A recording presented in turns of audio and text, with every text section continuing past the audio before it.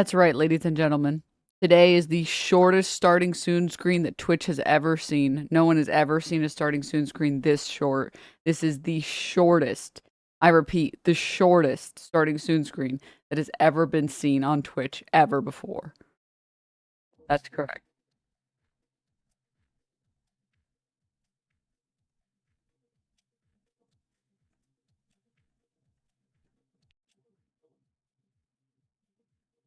Good morning, everyone. Before I switch to the cam,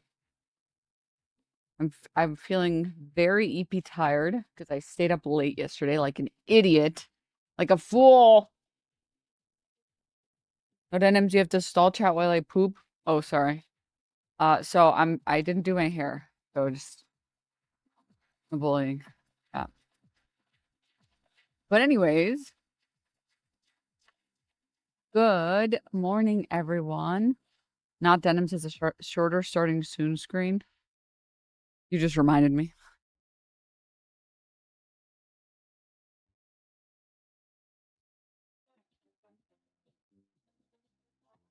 Totally forgot about doing that. But anyways, yeah, the sweater kind of got molested in washer, but whatever.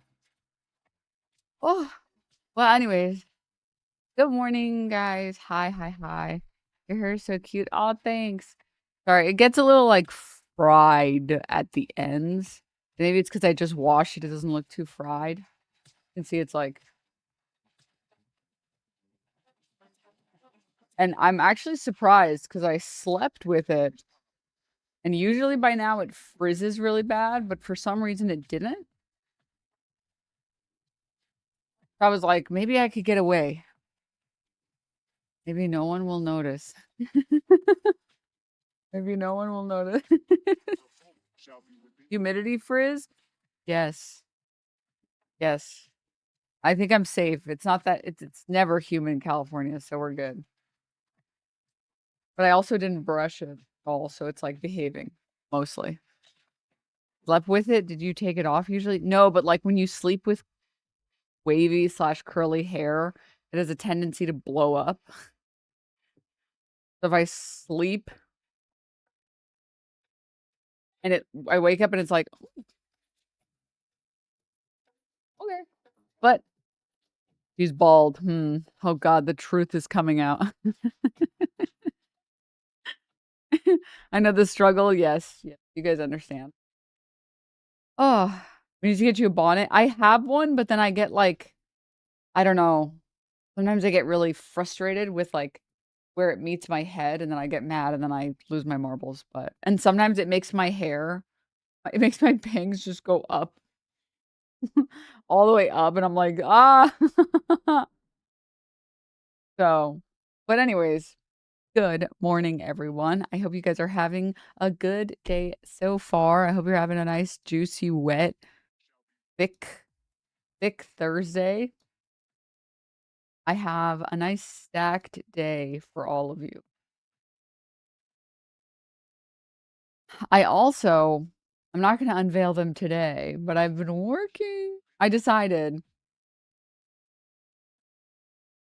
I would just make some emotes. So I drew some emotes over the past couple days. Yeah. Yes. So anyways, I'm very excited. I'm very excited to show all of you guys, but I want to unveil them over the weekend maybe. I'm also taking suggestions if anyone has any cool suggestions. But neither here nor there, because that's not what the stream today is about. We got some wacky, fun stream news today, just for my personal desire. I have to talk about the clav thing. I'm sorry. What do you mean clavicular passed out after doing, like, the day after doing the 60 Minutes broadcast, which we have to watch. I don't care if you guys have seen it already. You're watching it again. God damn it. And now he's talking about how he has to learn how to mog sober. It's just, what's funny is, like,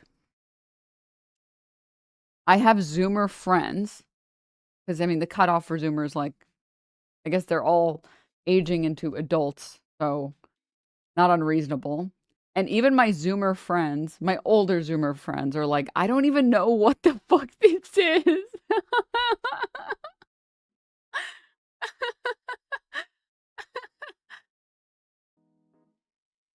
Oh, so yeah, I want to talk about that. Clav needs to try rehab maxing. No, he needs to try growing up maxing. Okay, that's what he needs to try desperately. So, want to talk about that. All right, because I think something people forget is like, because I'm gonna be honest, a lot of the looks maxing stuff that he's done, he kind of looks like he's like 30. He just looks like a really good 30-year-old, like a 30-year-old that takes care of himself, but he's like 20. So, is he even 21? Sorry, you guys are listening to the Cringe playlist. Need some patience maxing, bro.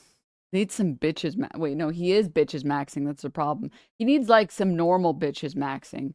Problem is, this is another. I have so much Clav stuff I want to talk about today. 20, his birthday's in December. He's not even legally able to drink in the United States, brother. Okay, so I want to talk about that, and then, obviously we're gonna talk about Iran stuff. I mean, it's just what a joke, dude. What a fucking joke. I like that our country is not to be taken seriously by any means anymore. And I don't know how many of you guys saw the bald guy that looks like a Skyrim character that's always talking about how many anti-Semites there are and we need to do something about all of the anti-Semites. And by anti-Semites he means people criticizing Israel. What the fuck is his name?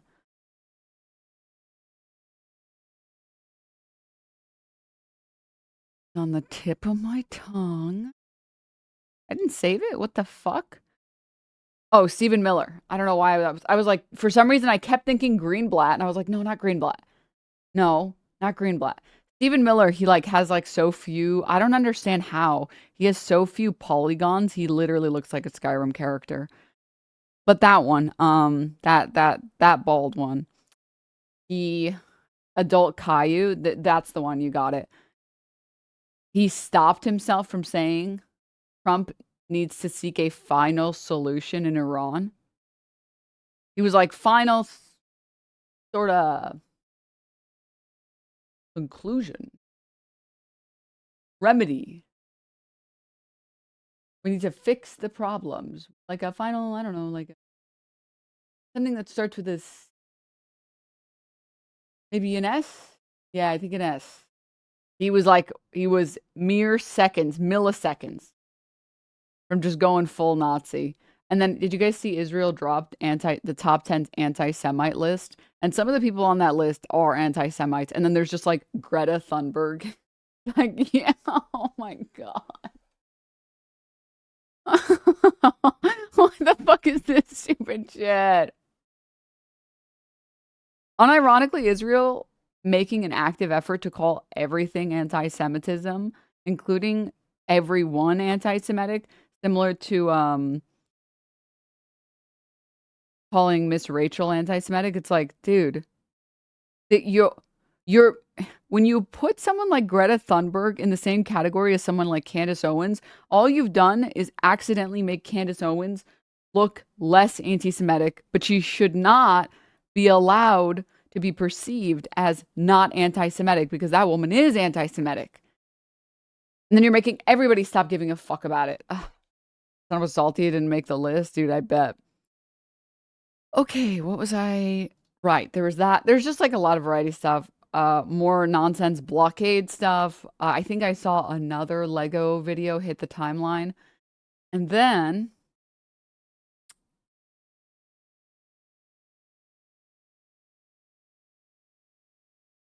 oh, the Dave Chappelle stuff is pretty fun as well. And then Mamdani. Yes. Mamdani being like, guys, I did it. I'm taxing the rich in this way. Guys, we did it. We're opening the grocery stores. And now like shit libs are like losing their marbles and their minds. So we have many a thing to get to today. Many a banger to get to today. Ah, let me close these tabs. All right, everybody, lock in. And please be patient with me, chat. I forgot to get enough sleep yesterday. So no one is allowed to be mean to me. And if you're mean to me, I will. No, not I will do it. Mayor Cat will explode you with his mind as punishment. Speaking of which, I'm gonna lose my shit with these cats sometimes. As soon as I wake up, the meowing starts. The problem is that on my days off, I give them immediate love when I wake up because I'm like, oh, you're so cute. So when he meows, he gets immediate attention. And then on stream days, I wake up and I'm like, okay, I gotta go stream. And they're just like, meow, meow, meow, meow, meow, meow, meow. It's like, I will bake you. I will. All right. But on an SNL skit from 2013 that didn't air because the world wasn't ready. I think if it ran today, it would absolutely kill. Maybe we'll watch it. All right. Thank you for the link, Ogles. The Mao is over 50,000 decibels. Why are you laughing?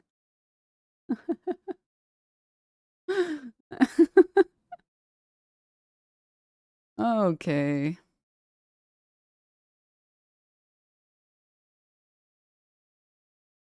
Lock in, guys.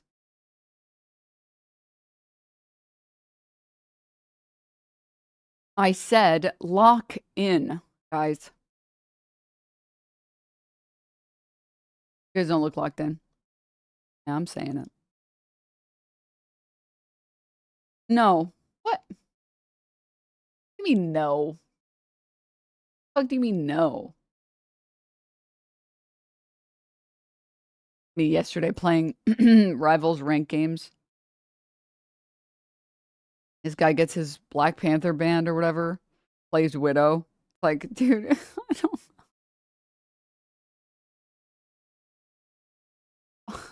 Like, dude, Groot and Penny got banned, and you don't see me getting mad, bro. Lock in, lock in, lock in, man. All right, but dude, can I show you guys the worst thing? Let's do. I think I like to start my stream showing you guys a bunch of memes and stuff. So I don't know. We need like a name for this segment. I haven't come up with one yet, but I really like doing this segment. I guess it's kind of the closest thing to like an OK Buddy segment, which is just going through a bunch of random nonsense. Um, but consider it an OK Buddy segment. You guys see this? I hate Americans so much. There's like some types of American greed that I think are funny, and then there's some types of Americanism that are just like it's so shit. The American mind, me, cannot comprehend European airline flight prices. Can I just book all 190 seats for $3,400 and have a private 737 flight? And it's a flight from, I don't know these airports, VLC to IBZ. Any Europeans in chat? Confirm, deny. It's a 50-minute flight, and it's an $18 flight. Oh, wait, that's someone in the replies. Wow, thanks, bro. Valencia to Ibiza. Ryanair is not a DLC media player, yes.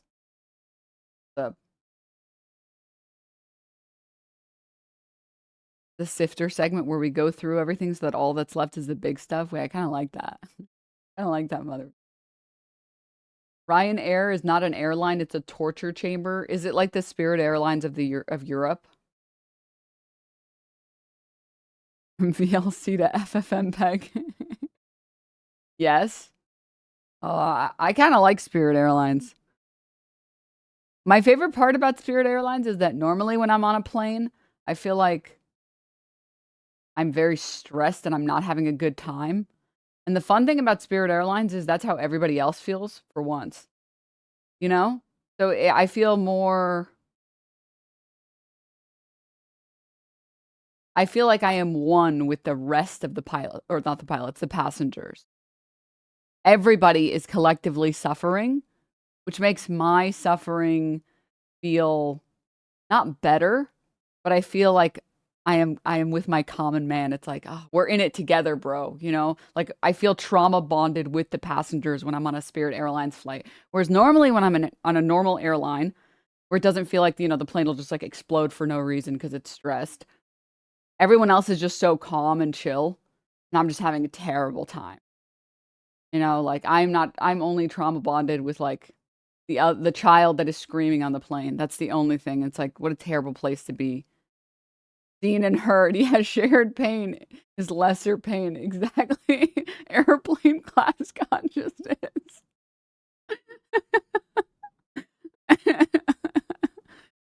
Can you educate us on what the Rape Academy is? Dude, I saw that. Why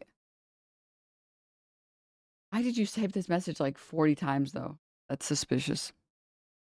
Yeah, I don't know. I saw this briefly. Maybe we'll cover it, maybe we won't. I don't know. Maybe we'll do that tomorrow. But anyways, how can I ruin this for everyone? Yank proverb. Fundamentally, the American idea of pinnacle is individual wastefulness by gluttony. Oh, this is so true, dude. I'm sorry, dude. This is so true. This is the realest shit I've ever seen in my life, man.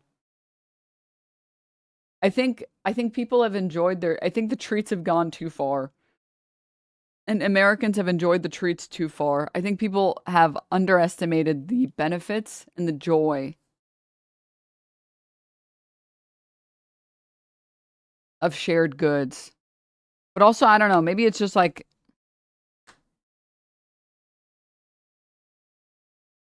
I always think about that one post about the person that was making chili for their neighbors, and then everybody got really mad about the chili. They were like, "This is so weird that you would do that." I'm sorry, you made chili for your neighbors? What the fuck is wrong with you? This is like we're going into deep, deep territory here.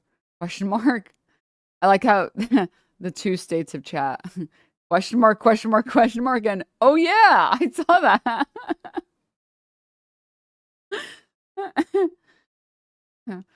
Free Rape Academy, I think it was noted as being someone claiming that there's a Rape Academy, but it's actually just some porn sites that haven't removed all the non-con videos despite efforts not to do so. Not certain though. I mean, the thing is, I don't even need to know whether or not that shit is true to know that like the modern like pickup artists. Well, I guess they don't really exist and call themselves pickup artists. They're just like manosphere influencers.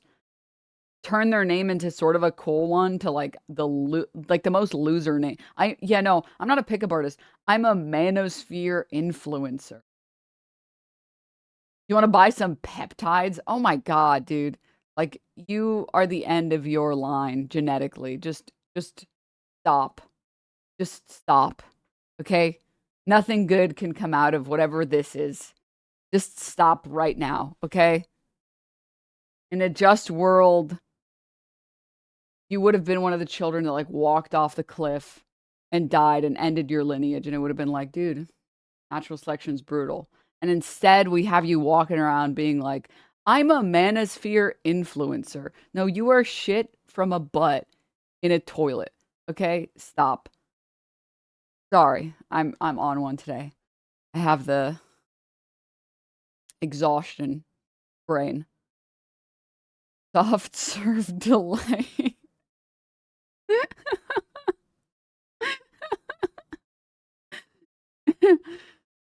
Anyways, neither here nor there. If you want to see real like Rape Academy, go back to 2016 and watch some of the pickup artist like seminars.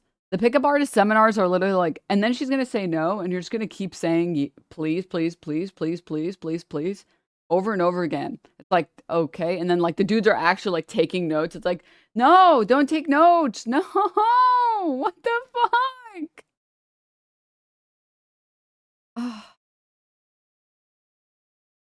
Hey everyone, this is Righteous Perfidy coming at you with a banger this week. Support me by buying my Alpha brand supplements. I have to say it is that's too tangential, but the TLDR is I saw this video of this guy pretending to be like it was this satirical like parody of the faithful sheriff, the burnt peanut, and it was like an atheist. And the fact that that parody was lost on so many people is so depressing and sad. It was this guy, and he's like looking at like a kid praying. He's like, "You're such an idiot." It was like, well, it wasn't a guy. It was like a peanut. And he was like, "You're an idiot. You know, you're praying to no one. You're praying to literally no one." And people watching, they're like, "This is so disgusting. How could you do this from someone?" or to how could you do this to someone? And it's like, you guys don't see parody. But also, to be fair, did you guys see that one video? I don't have it on hand, of this woman pretending like she has getting abortions addictions.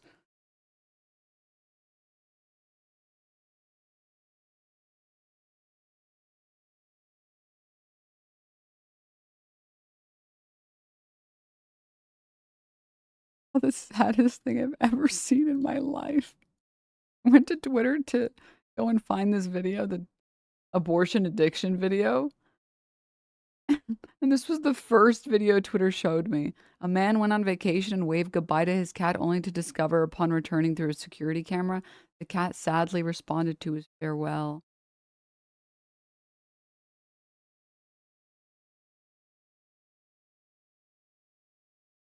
What do you mean it's waving eyes?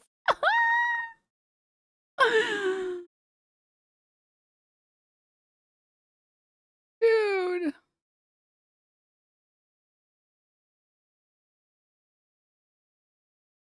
That's fucked up, man. All right. This video. Now, at this point, when this video... Wait, can I get ones in chat if you guys saw this meme? Or twos if you didn't see it? Okay, most of you saw it. Okay. Well, the original video, when it was getting posted by a bunch of people not realizing that it was parody and being like, I can't believe this. How could this happen?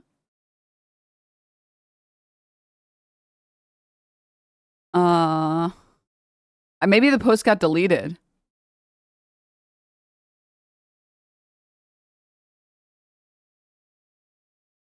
Here it is.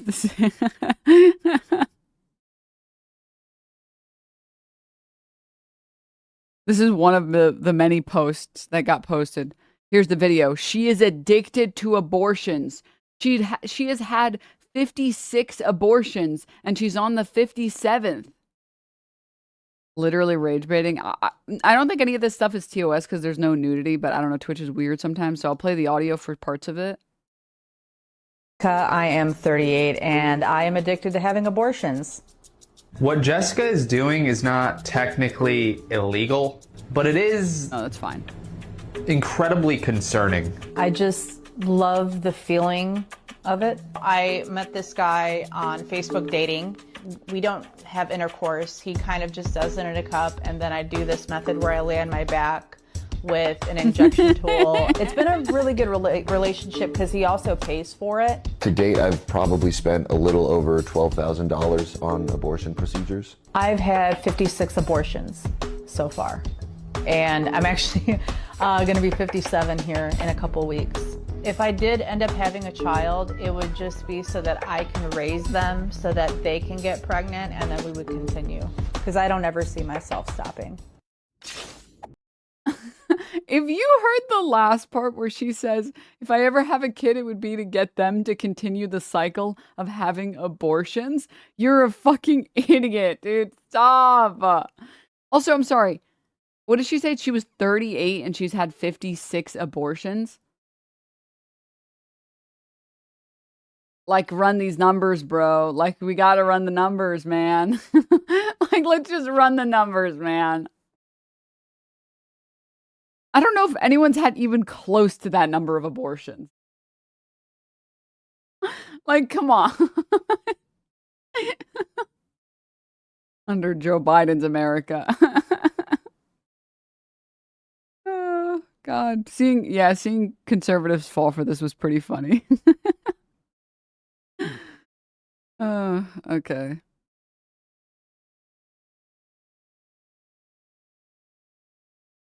Now, I'm sure many of you guys saw this as well. Rep Andy Ogles on Eric Swalwell. Let's hang him. Rapists should be hung. Period. The quote tweet is, one of the worst sentences to mix up hung and hanged, I think. Look, the allegations of rape are, look, a consenting adults is one thing, but when you're targeting, you're a predator and you're raping young women, let's hang them. Rapists should be hung, period. No questions. And so now I don't want the Secret Service to come. I'm not talking about Eric Swalwell. I'm not threatening a member of Congress. But the point is we got to say enough is enough. We can't allow this type of behavior. And look.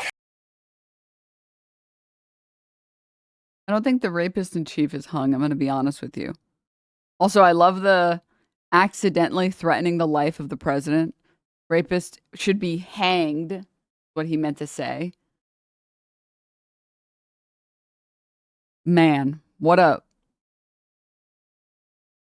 great country we're in.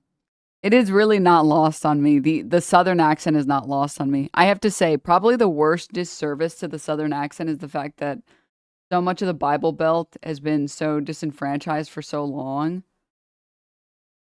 that it's pretty much impossible to grow up in certain zip codes and like break out of the system because you're just set up to fail because your education system is shit. Your infrastructure is so shit. So many really dumb Americans happen to also have Southern accents, which sucks because the Southern accent is great. It is. I'm saying it, dude. I'm bravely saying it. Let me close this stuff.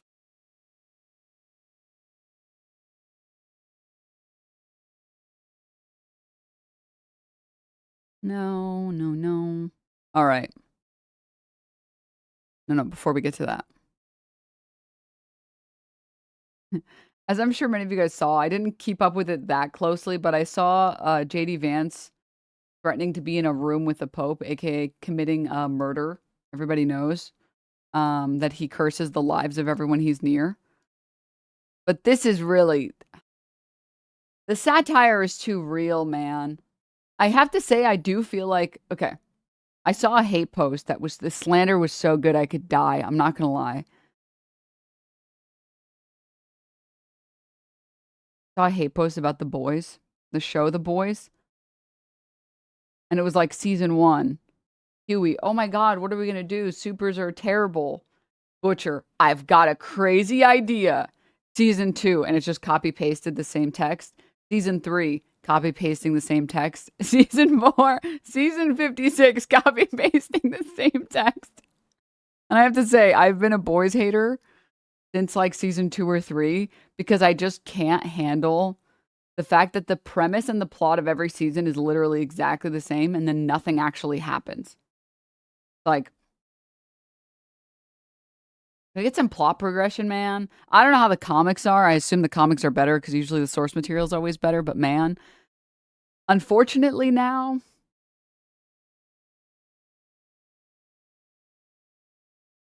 The Boys also doesn't hit on other fronts because the satire isn't satiring.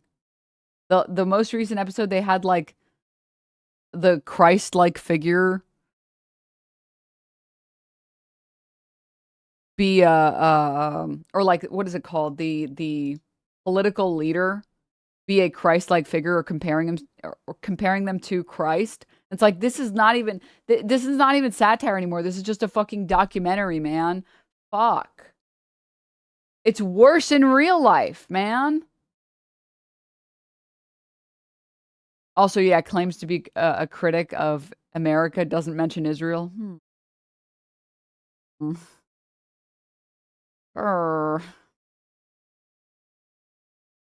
Learning about Frenchie's actor. Yeah, I don't want to talk about that. Yeah. Try watching House of Cards now. It doesn't hit at all. That is shit I ever heard. I'll never forget, Denims, when someone in chat told Hassan that he should be hung, and he responded, I am hung. Ask your mom how hung I am. Anyways, separation of church and state is suddenly a Republican value now that the Pope said anything woke ever. I'm a lifelong Catholic. Baptized, First Communion, Confirmation. I love the Catholic Church. I just wish they stick to fixing the church because there's issues. I know because I'm a member. And stay out of politics. I mean, I watched the Cardinals get interviewed in 60 Minutes. They don't understand. They think Trump policy is inhumane and ICE is a rogue agency. President Trump has illegal immigration down 97%. When 97% less people are coming, how many women aren't being raped making that journey by the cartels? How many women and children aren't being sex trafficked? How many people? Yeah, we're letting them come to the U.S. or stay in the U.S. so that they can get raped by the president or by the people that the president pardons. You guys see the list of people that were pardoned that were like child sex offenders?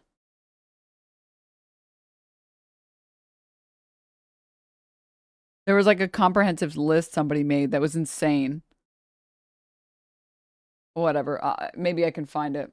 People aren't dying making that journey. Over 4,000 died during the Biden administration, historic record. 250,000 Americans dead from fentanyl, historic record. Secure border saves lives. A secure border is the most humane thing we can do.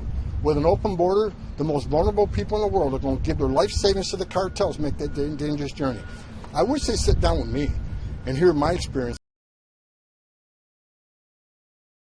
When we have immigrants that are trying to go through the proper channels and are literally going to their court hearings for immigrating here and for getting citizenship here or getting legal status here, we deport them anyways. What do you mean? And then we arrest the judge that's trying to help those people. Hello? I think about that one Dan Crenshaw, not Crenshaw, sorry. Dan Herschel tweet where it's like what conservatives would do to Jesus if he was actually reborn, and it's Jesus being hanged. Like, yeah. Oh, here it is. Yes. Here's a list of all the January 6th insurrectionists Trump has pardoned who went on to be arrested and charged for rape, sexually assaulting children, or having CSAM. This is who Trump and MAGA call real patriots.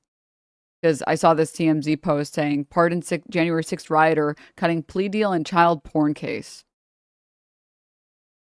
An updated list of pardoned, commuted, or dismissed January 6 defendants who have been convicted of sexual assault, rape, or CSAM.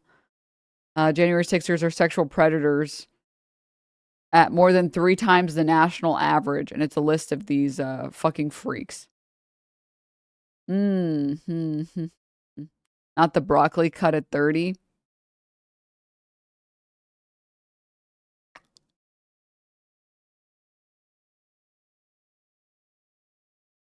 Stop.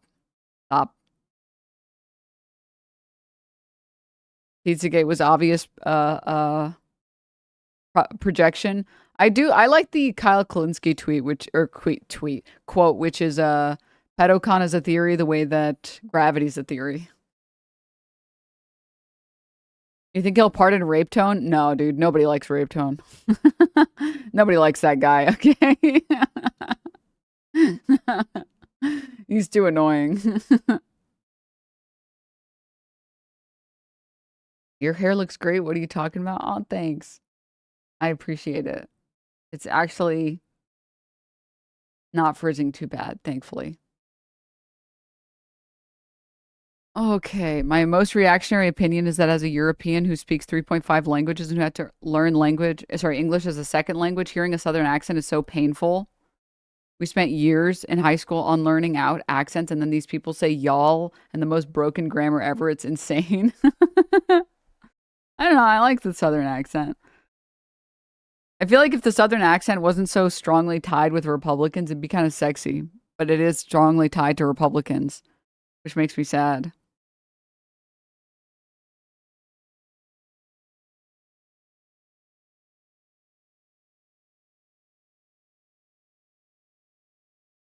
Okay. Let me close some of these.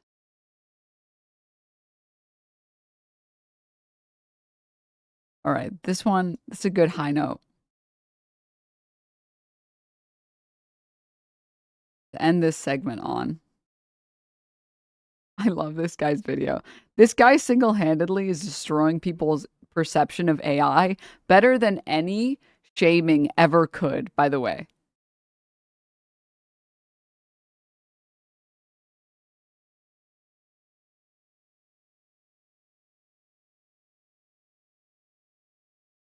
I just turned on this really ugly. Sorry, how AI reacts to my ugly face filter. I just turned on this really ugly face morphing filter. It's pretty funny, right? Yeah, I can see it. It's definitely a bit wild. The proportions are all over the place. But yeah, it's pretty hilarious. Like what? Kinda like a... Like what? What looks so ugly?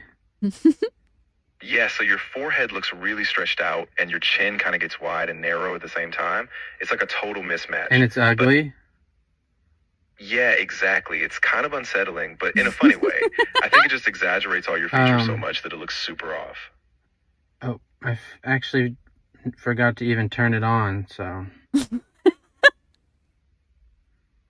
Ah, gotcha. Yeah, it might just be the lighting or something, but honestly, it still looks pretty odd even without it.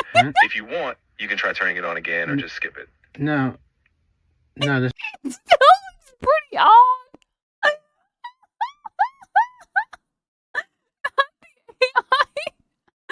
This is just how I look.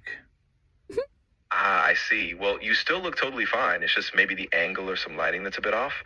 But yeah, no worries at all. Yeah, but you said I looked ugly. Oh, no. I didn't mean it like that at all. You said those words. You said yes when I asked. Ah, I'm really sorry. I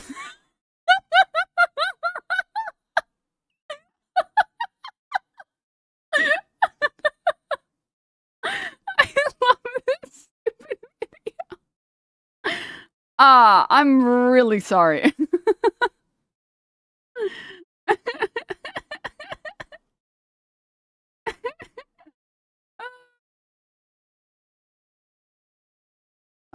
It's not lost on me, by the way, that when I go to click the address bar to get the link to send it to you guys, it's just fucking analyze the user's tweet, summarize the main points, explain the context of the tweet. I don't need you to do that. I don't need AI for that. I don't need that.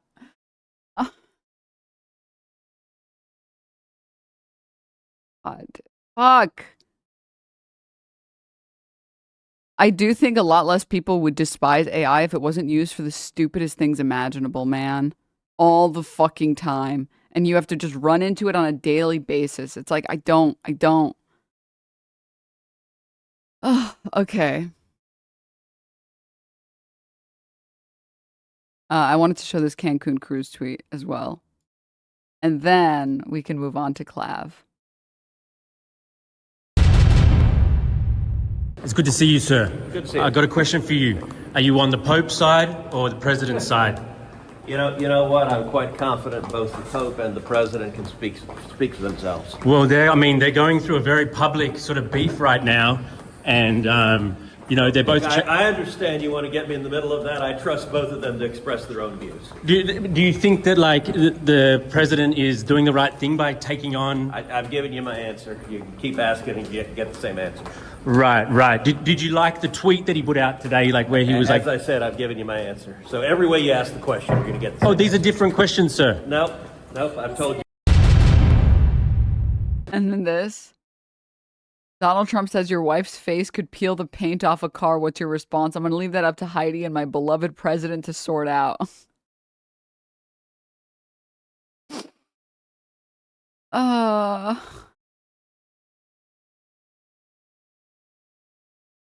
Christ, dude.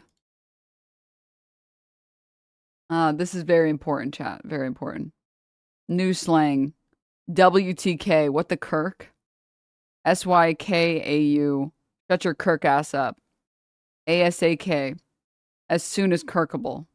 J4K. Jerk for Kirk. Shut your Kirk ass up.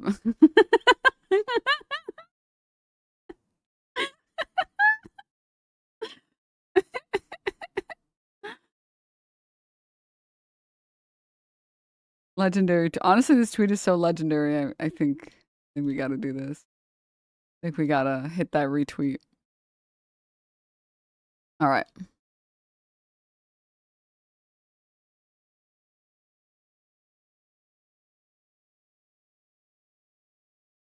Let me close these tabs. Yes, good. I will not be a leftist with a billion tabs open, actually. No.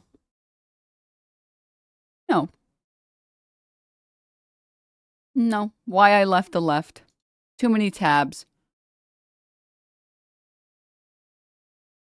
I have to say also, sort of a side note conversation that I wanted to talk about. Is it not insane? Is it not literally insane that this was too far for conservatives? Like, none of the other shit was too far, you know, like raping children, going to Epstein Island, or, you know, whatever, fucking going on Lolita Express, being besties with him, embezzling obscene amounts of money, committing fraud at rates never before seen, doing a crypto rug pull on your own audience, removing all funding and grants for fucking cancer, for Medicare, for Medicaid, removing people off their health insurance. None of that was too far. It was that he AI'd himself as Jesus, healing Jeffrey Epstein. I don't think it's supposed to be Jeffrey Epstein, but unfortunately, I do think there is one benefit to all of the people using AI and memeing Kirk's face onto everything and Jeffrey Epstein's face onto everything, which is people are accidentally making Jeffrey Epstein when they don't want to be making Epstein. It's supposed to be Jon Stewart. It looks way more like howdy Epstein. hooey. What an interesting evening, huh, sports fans? An action-packed late night.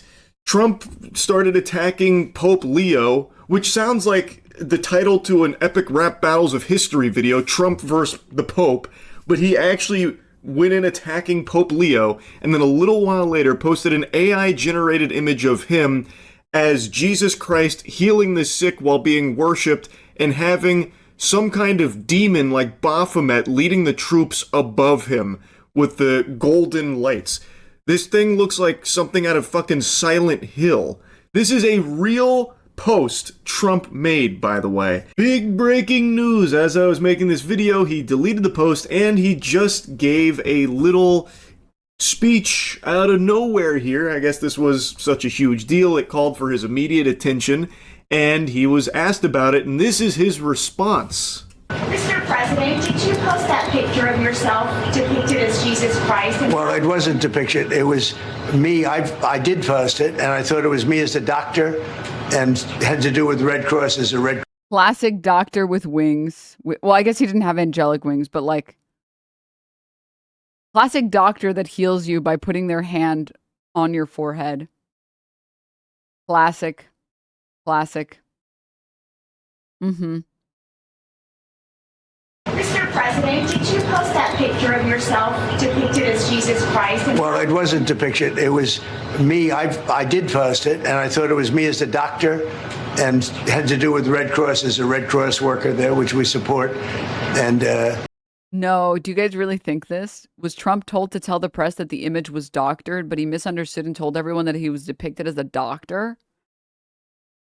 Because Caroline Levitt said President Trump's Truth Social post depicting him as Jesus was a doctored image. I totally believe that. Last 40 years? Not this. Silence, Marble Man. only the fake news could come up with that one. So I just heard about it, and I said, how did they come up with that? It's supposed to be me as a doctor making people better, and I do make people. Is that not like the classic, like, Jesus garb that people give? All it's missing is, like, the crown of thorns. The, like, red, I guess, scarf, if you want to call it that, with, like, the white toga, I guess. Like, what?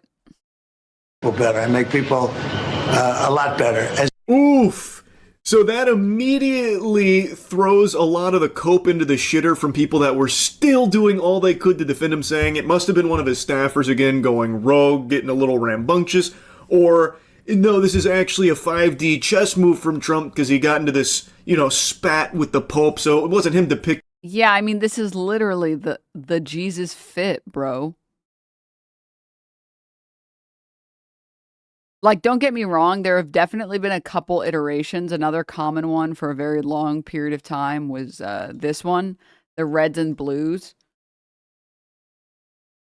But honestly, that was probably more so a factor. The blue was probably more popular because blue, for anyone who doesn't know, was a very rare color.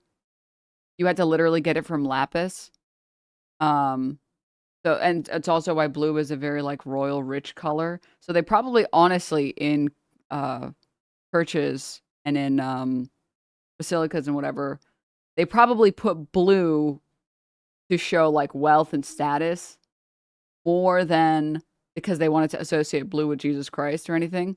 And then after oil painting specifically became more accessible, like 1400s or something, I think. They went back to actually using the rest of the color palette instead of just gold and blue.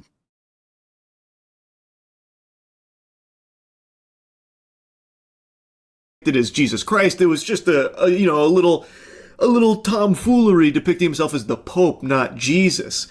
And he immediately says, no, you guys are wrong on both those. In fact, I did post it, and I thought I was a doctor. That's what I thought. Which no one was saying, because I don't know how anyone could look at that and think that that's a doctor being depicted there. Holy delusion. Is there any... Dude, clerics are so mad right now. Clerics and paladins are fucking seething. They're like, excuse me, lay hands? Hello? All you need to do is like, if you guys seen edits of different, especially political pundits, where they edit them in like certain clothing, it'd be like average warlock, and then you put him in like warlock garb talking about healers. Sorry, this is stupid. I'm just picturing this. Human being on the planet that buys that? Yeah, doctors famously not in scrubs or anything, always in white robes, white and red robes with glowing golden hands healing people. They don't use medicine or anything. They use their hands to do that. Glowing gold hands.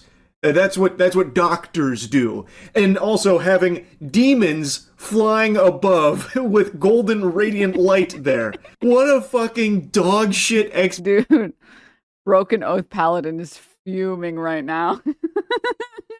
explanation. He didn't even go for what I thought would be the easy layup to weasel his way out of this in the eyes of the fucking brain-rotted fungus that still, like, loyally sucks his cock. I thought for sure he would just blame it on a staffer again, like, oh, it looks like he, did this on his own. I had no idea. This is disgusting stuff. This is gross. I would never condone that. He didn't even go for that. He just said, like, yeah, I did post that. Thought I was a doctor with the Red Cross. And of course he had to try the fake news angle, but that's not going to work because even his most loyal cock gobblers got very upset with this. And rightfully so, by the way. Well, personally, I think no. I think of all the things a president could do that I wouldn't like,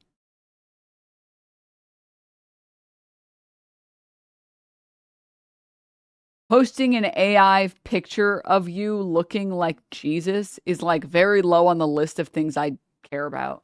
Like if Mamdani did that or his staffers did that, I would really not care. I'd be like, does this stop your ability to continue taxing the rich? Okay. I mean, I guess, like, the at what cost meme? If this is the cost, I have to look at cringe photos. I mean, sure. So that doesn't exactly fly all that well. Not exactly the greatest move here from old Trump.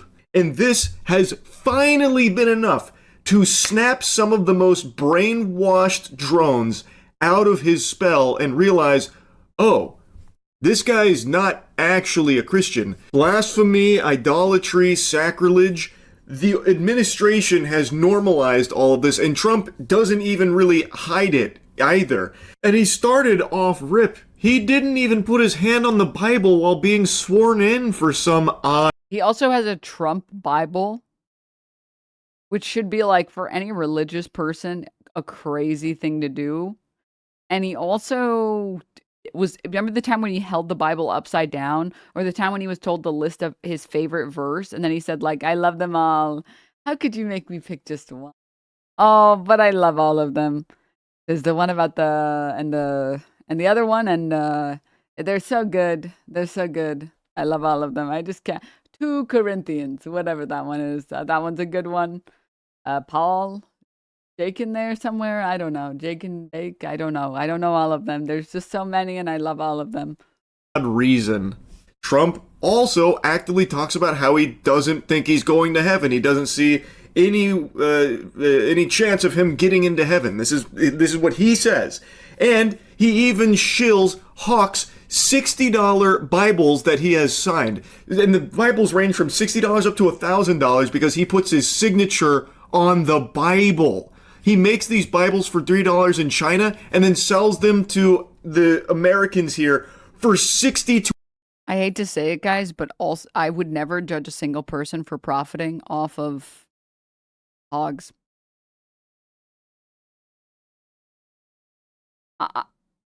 If the hogs are going to spend their money on this stupid shit anyways, I don't judge you. We live in a scam economy. So honestly,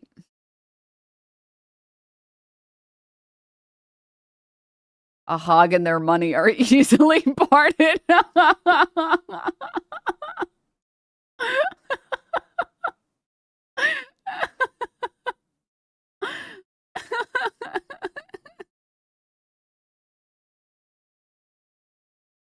Right. Okay, I don't want to watch this whole video. I don't care that much about this. I think there was like 1 or 2 tweets from some like right-wingers that were pretty mad about it. This one? President Trump is healing this nation and its people on a biblical scale. The devil hates this. Oh my God, yes. The devil hates it when you kick the elderly off of their health care. Huh? I think if the devil was to like anything, I feel like they would like that.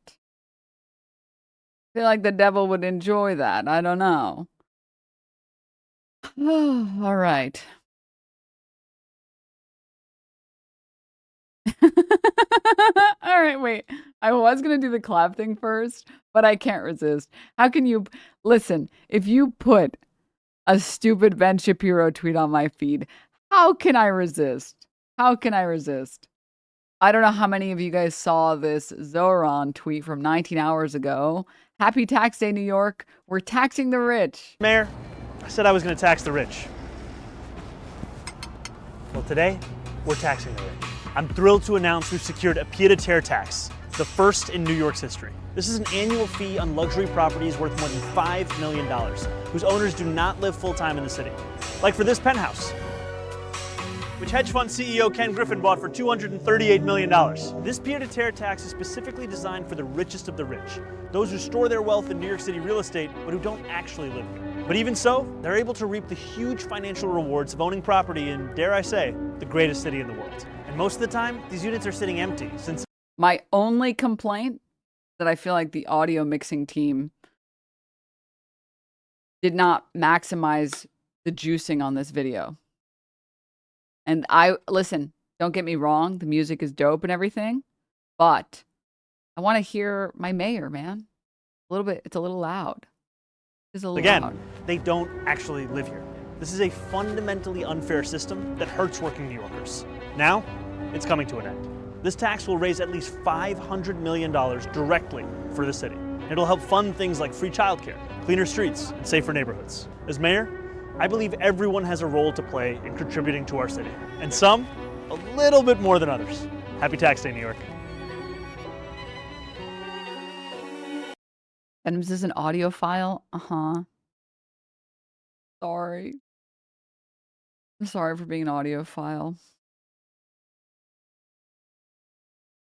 Okay, we get it. We get it, flexing that you have him as a mayor. We're not so lucky. I mean, I'm in California and I have been for years now, but since I grew up in New York, I have to cope and pretend like I'm living there. You know what I mean? I have to cope and pretend like. Okay, it's like he's our mayor. He is America's mayor too, you know what I mean? Spiritually, he's all of our mayors. That's what I mean.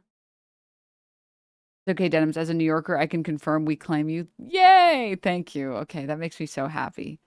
I do want to move back to New York eventually. Don't get me wrong. I do like California, and there's a lot of things about California I like.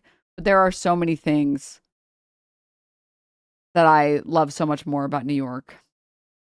Mostly, this is going to sound silly, but besides transportation, weather changing. I miss seasons, bro. I miss seasons. I miss seasons. Eric, thank you for the 5 gift subs. Thanks. Do not come to Albany, New York under any circumstances. I've never gone upstate. Ever. Go Midwest? No. I have to be an elitist coaster. Why'd you move to California? Because I wanted to. I don't know. I don't know. There's people I knew here, and I wanted to. And don't get me wrong, the first, I would say, like, year or two, I was like, dude, it's summer all the time. Because I used to love summer. Summer was my favorite season. Literally. Is streaming. My favorite season. And New York made it my favorite season because New York actually has like shade and trees, and other states don't have this. Or sidewalks. You know, it's not a surprise Americans are depressed and lonely and sad. All right? It's really not a surprise. What do you mean there's no sidewalks? Other states don't have trees? Not like... Here, let me pull up a shade temperature trees sidewalk.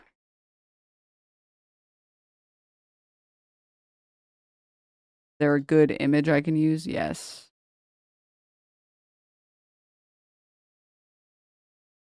This is a great depressing image to show.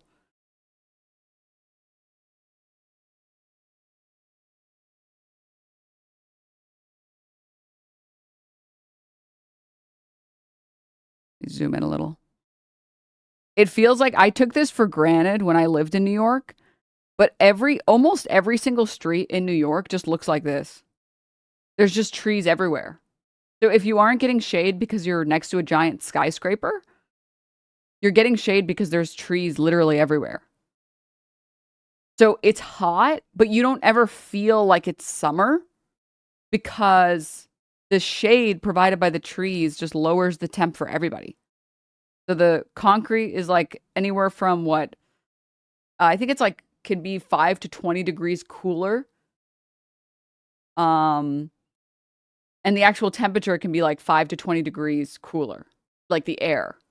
Everywhere is a stretch. I mean, I don't know, most areas.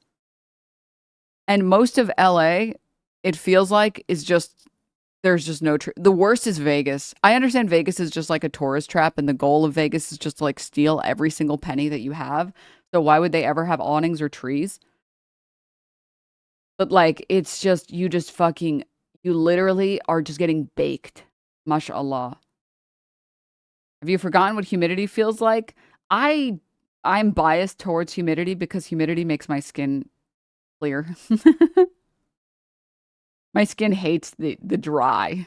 I mean, everyone's skin hates the dry. This is like, it felt like a lot of streets in New York look like this. Or a lot of the streets that I ran into look like this. Especially like off streets. So like there's a lot of one ways outside of Manhattan. Although, to be fair, I haven't spent a lot of time in the Bronx, so I don't know what the Bronx is like. But in Brooklyn and in Queens, nobody goes to Staten Island. The one-way streets and the residential streets all have trees. They all literally have trees. On like the main streets, sometimes not so much. Sometimes there isn't as much shade on the main streets, but that's fine because it's like the next street over has shade. That's why New Jersey's so hot. That's why people call New Jersey the armpit of the region. It's because it's like you're so close and you have the benefits of being near New York, but you don't have any of like the infrastructure and the pleasure from the infrastructure. You're just getting like baked alive in the summer. But anyways, I didn't realize I love I love summer in New York, or I love summer in a city with good infrastructure. When you have a city that has shit infrastructure, no wonder people hate summer. And it's because you just like walk, there's no sidewalks anywhere. It's all just concrete as far as the eye can see. You get no shade anywhere. It's awful. It's awful. Were you born in New York? Yes. I was born, I spent like my first 20-something years in New York. Your car is fucking burning? Oh my God. That's the worst thing, being a car cell. When you get in your car and it's fucking hot. Ugh. So awful. And they call New York City the concrete jungle. It's like, brother, at least we have trees, man. Shit. Ugh. Getting branded by your seatbelt. Anyways. I saw one post that was responding to this saying like, yeah, but there are downsides to trees. And they were getting cooked in the replies and in the retweets. They were beating this guy's ass. They were like, what downfalls? And they were like, there's a lot of leaves and stuff. And it requires maintenance. It's like,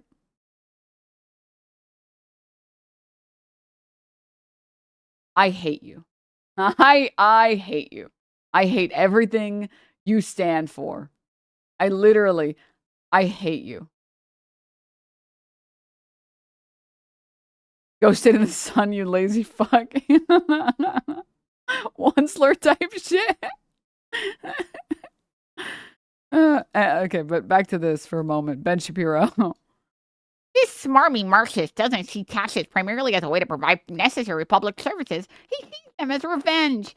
Celebrates the confiscation of wealth, and he has nothing to earn. This is pure class envy, and it's hideous.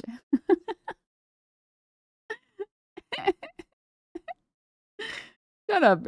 Shut your Kirk ass up. Oh my fucking God, dude.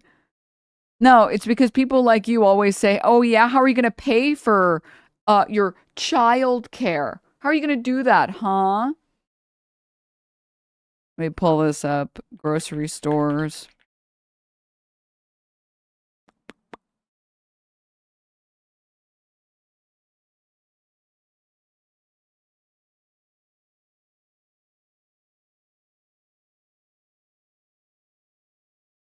Where is it?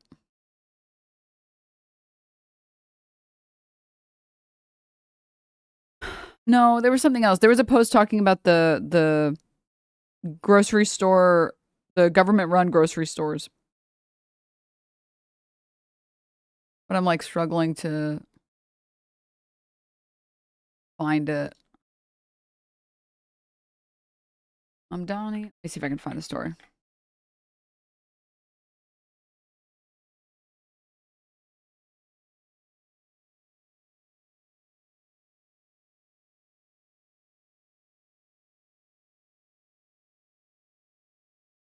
No.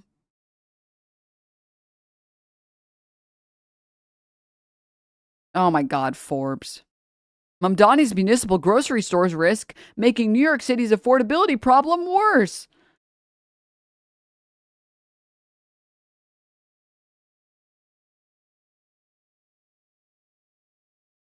Let's read the article. Let's see the nonsense in here. Timing matters. Latest reporting also clarifies something the campaign slogans obscured. These are not really government-run grocery stores in the literal sense of City Hall stocking shelves and buying cucumbers under the... No thanks, I'm good. Under the model, where were we? Announced this week, the city takes on capital burden, buying the land, absorbing construction and rent costs, while a private operator selected through a competitive procurement process runs the store itself. The city will create a task force, issue procurement this summer, and require the operator pass savings through to shoppers on a core basket of staples. In other words, even Mamdani's own administration appears to understand that retail management expertise will have to come from the private sector. Oh, do you mean like USPS, you fucking imbeciles at Forbes?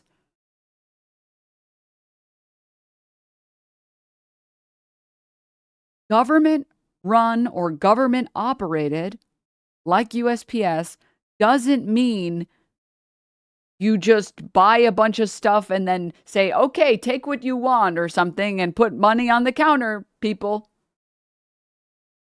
Yeah, you're still going to run it mostly like a business in that people are going to go in and pay for the goods, and it's going to be on the employer or the manager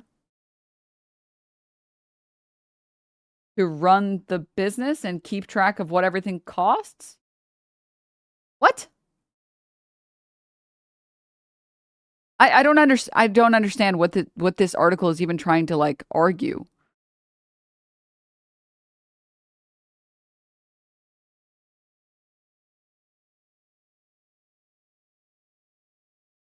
As opposed to what exactly? That like you want like a representative or a city council member to run the store? That doesn't make any sense. I'm sorry. I'm going to control my hatred for business bros for just a moment so we can get to this article. The case for initiative is not difficult to understand. New York food prices have risen sharply for years. State Comptroller Thomas Dinopoli's office reported that food costs in the New York City metropolitan area rose 56.2% between 2012 and 2013 and 22 to 23, and that grocery or food at home costs rose 65%. His office also found that more than 1.2 million residents live in food insecure households. Several neighborhoods across the 5 boroughs, including parts of Harlem, have notably fewer supermarkets per capita. On those numbers alone, Mamdani is right that food affordability is a real policy problem, not a manufactured one. Supporters therefore see a plausible public policy rationale. East Harlem is not an arbitrary choice either. Mamdani pointed to the neighborhood's economic profile, where roughly 4 in 10 East Harlem households depend on public assistance or SNAP. Okay, can we get to the part? Okay, sympathy for the problem should not substitute realism about the business. Grocery retail is one of the hardest industries for policymakers to romanticize, and once they look at the numbers, according to the Food Industry Association, the average net profit margin for food retailers in 2024 was just 1.7%. That's razor thin. A supermarket is not a software platform or a toll bridge. Yeah, but the question is, how much are the people who are doing no labor getting paid? When we're talking profit, we're saying all of the revenue minus all of the costs. In that cost calculation is labor costs. In the labor cost is wages. In the wages is CEOs and CFOs and COOs getting paid obscene bonuses for no fucking reason, or getting paid obscene wages for no fucking reason. So when we're talking about low profit margin, it has to be more than just, oh, well, these companies showed that these food retailers didn't make that much of a profit. It's like, well, can we get like, I don't know, a detailed balance sheet of how much everyone was getting paid for their work? I don't know. An idea. 1.7% is after CEO and other C-suite pay. Yep. The fun fact, it's already currently within USPS infrastructure capacity to add credit union and bus service between every post office. It's been done in other countries. We could do it too. PS, I work at USPS, so fax, etc.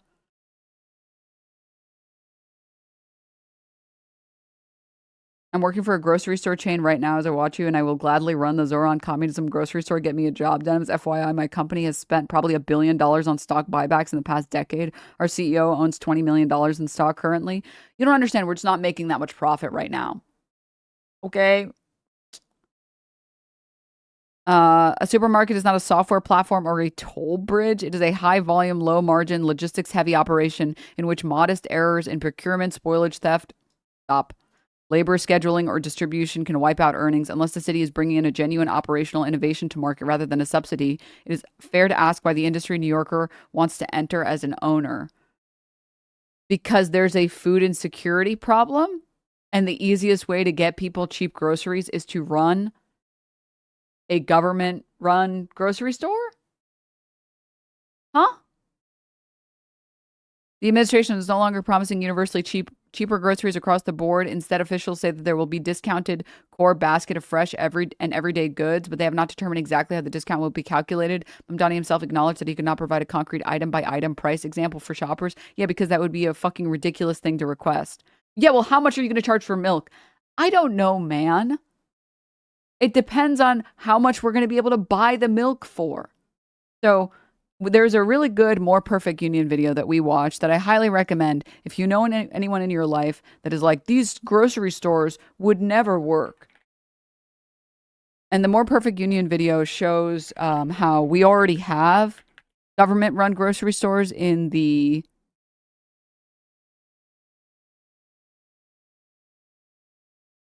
Here it is. Wait.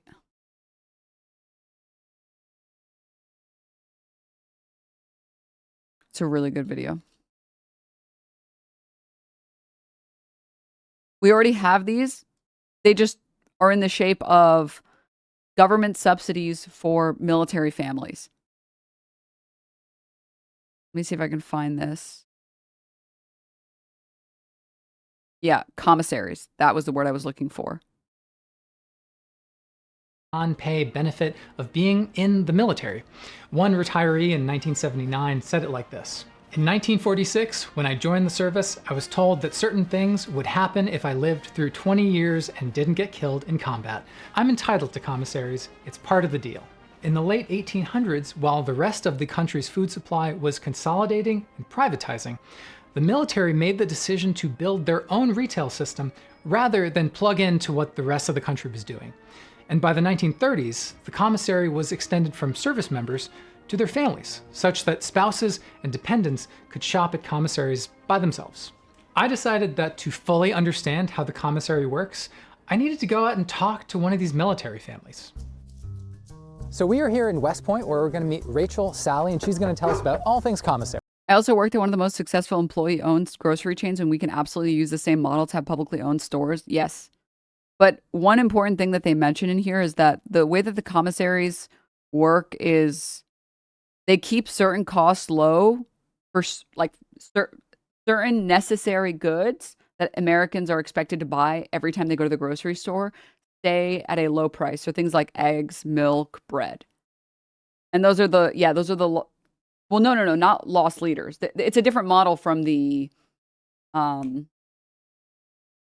Costco model. Loss leader refers to having a product that is a loser for you, but it brings people in the door. Commissaries innately bring people in the door because they're cheaper overall. So it's different than a loss leader. Because you don't need to convince people to go to the commissary if the commissary is just cheaper. They have certain items that are highly, that are luxury goods that are priced up that people don't need or don't buy that often, but people kind of want. And if you kind of want that, you can pay a little bit more, but all of the staples will remain cheap. I forget the example that they use. Let me see.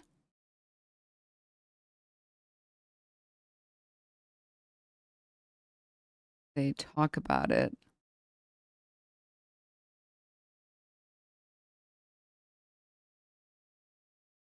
Yeah, they talk about the benefits of having everything run. Here, sorry, let me show you guys this. This part is also useful. President Ford and President Carter favored eliminating the taxpayer subsidy, and the alternative is always to privatize. The thinking goes that this will unlock efficiencies. Consider something like the fact that Walmart owns its own distribution. They own their distribution system. You know, they have centers, they have their own trucks. We did not have that luxury. I would have loved to have gotten that, but that would have been a huge startup cost involved. So there you go. That's a foregone efficiency, right? But the thing is that those efficiencies also have costs. When I came in to run DECA, Congress told me to run it like a business. I said, okay, I'll run it like a business. So I came back to the Hill with a list of stores I wanted to close. They were like, oh, you can't close any stores. Are you crazy? Because Americans cannot perceive the government doing something not for profit. It doesn't matter if the company doesn't make money. The company or the store doesn't make money. The goal is to get people to get groceries that are affordable. It's a service. You would never, I mean, it's the same thing as like when Trump was like, we're at a trade deficit with these countries. Can you imagine going to a tailor to get certain clothing tailored and you're like, dude, I'm at a trade deficit with my tailor. I pay them money and they never pay me money. It's like, what? What the fuck are you talking about? Yeah, you're the one that wants a good from them. They want goods from other people. There's a big circle here. Yeah, time to tariff my tailor, I guess.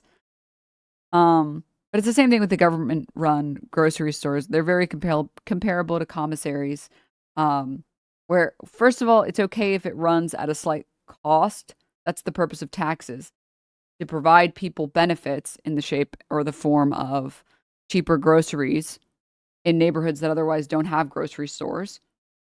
But Also, we have proof that shows that, for example, alcohol stores, government-run alcohol stores can run a profit. And also that if you have products that are kept at cost or as low as possible, and you have ideal, efficient processes, this is the reason why Arizona iced tea is still $1.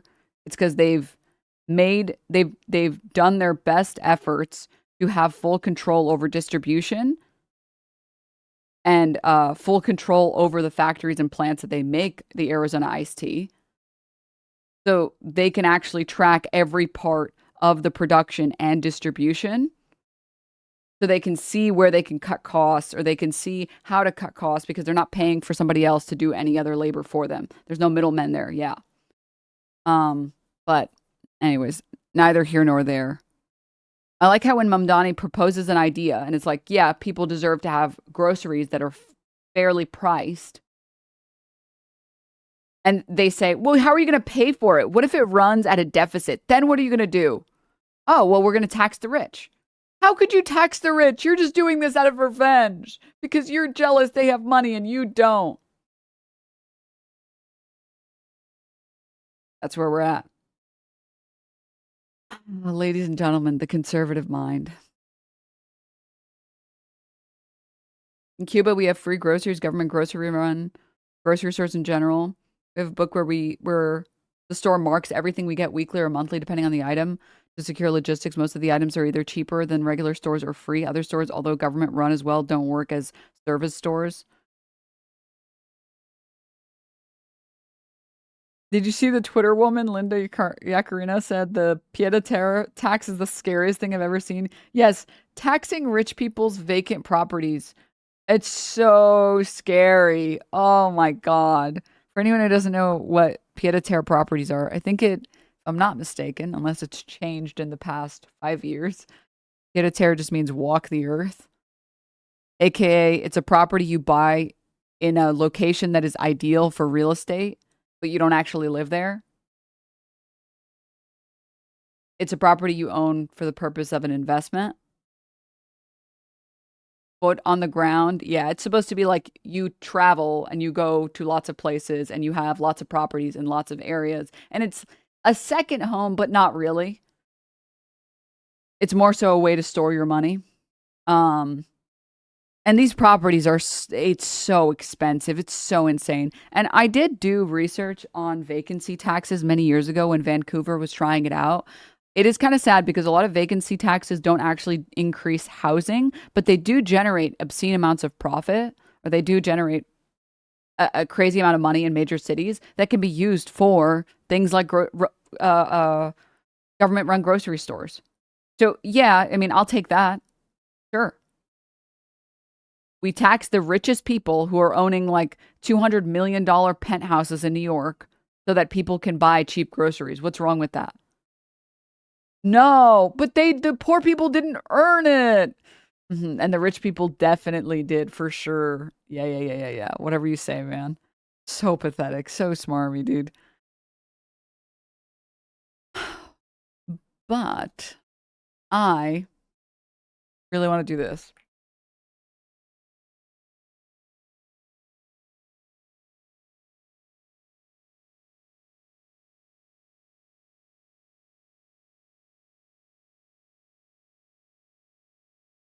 The word smarmy is being used by the smarmiest, most libs, conservatives ever. It's so fucking ironic. Yeah. You know, a hospital should make money for the hospital CEO. Otherwise, what's the use of hospitals? Okay, but like, it does feel like talking to the average conservative is this. It does feel like when you talk to conservatives, they genuinely think that all of the things that are useful in society are only useful because they're making money for someone. It's like, what? You know, the purpose of a grocery store is to make money. Do you think if grocery stores didn't make money, they shouldn't exist? And what exactly should people do? They should just start interacting directly with the farmers? They should start growing their own food. And the government shouldn't step in. The world's richest government shouldn't step in to help their people. Okay, dude. All right, dude. All right. It's time, guys. I'm so excited to talk about this with you guys and watch this with you guys. I don't know if you guys saw Clavicular Overdose on stream. Clav heads are in shambles, I have to say.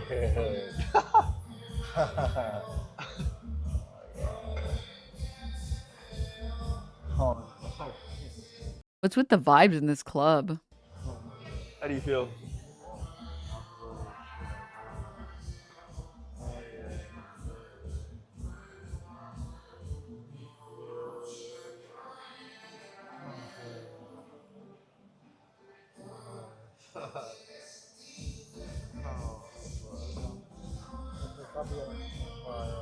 Dude, why are the vibes in this club so abysmal?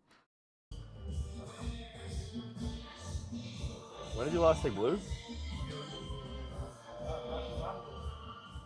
You want natty? You want natty? And then this shit made People magazine. What he overdosed on? Want an Addy? Want an Addy? Looks maxing influencer clavicular hospitalized for suspected overdose after abruptly ending live stream.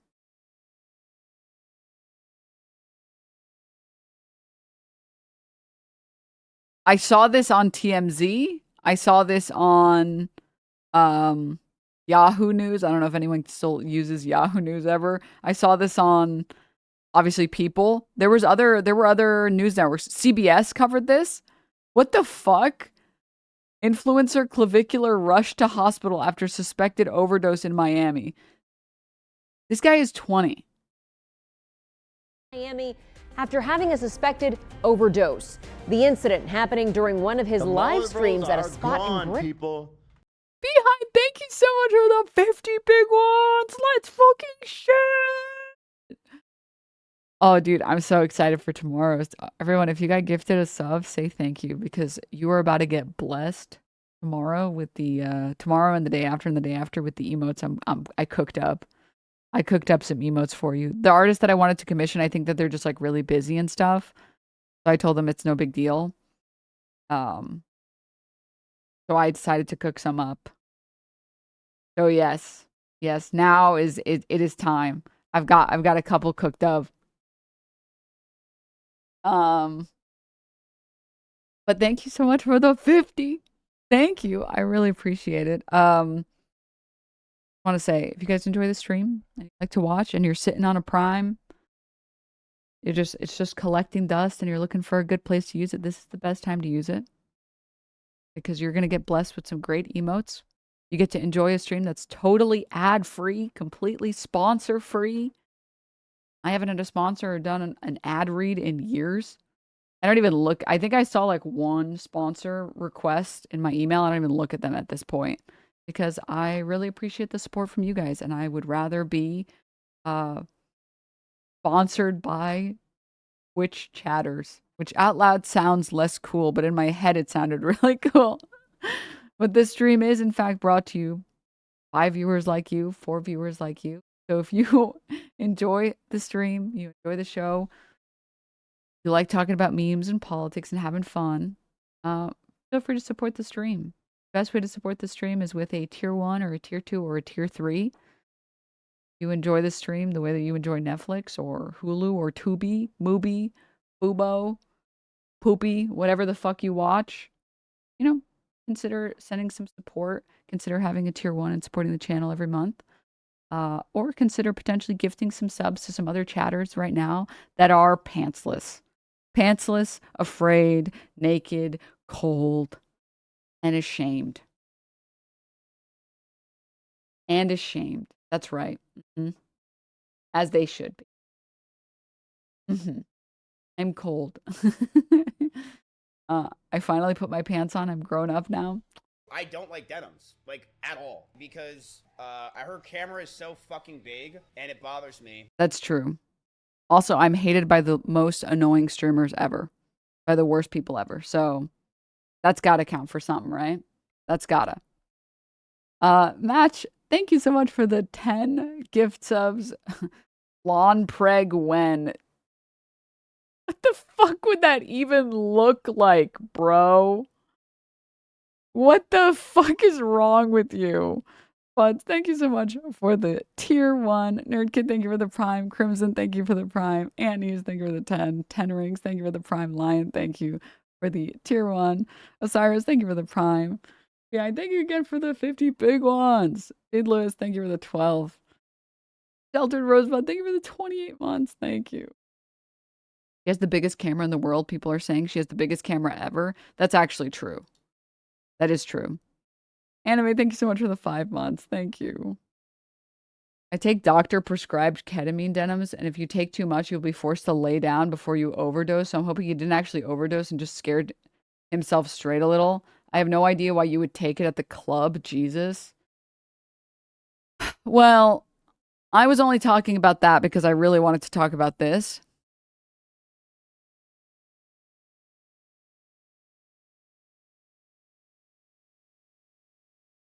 I ain't gonna be doing any more substances for a little while, hopefully for forever.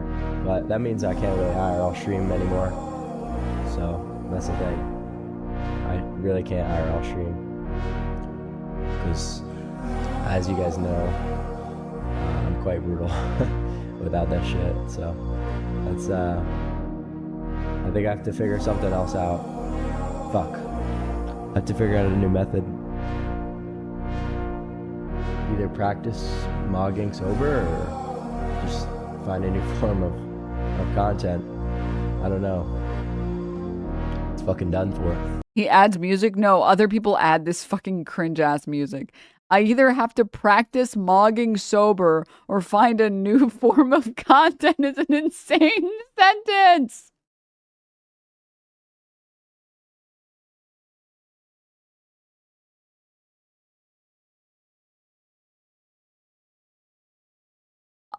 Okay, I feel like every time Clavicular says anything, I'm like, if you weren't insane and you didn't take everything to the extreme, I would almost understand you.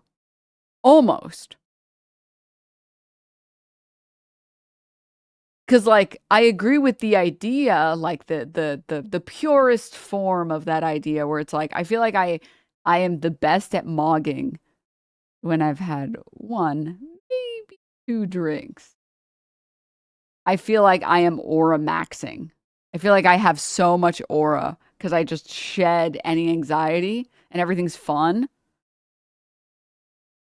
So I'm like, yeah, yeah. But like, ODing on every substance in the book, bro. What? How many of you guys saw the 60 minutes of Clavicular? 1's if you guys saw it, 2's if you haven't seen it. All good. Oh my god, people haven't seen it? I can't believe he got on 60 minutes.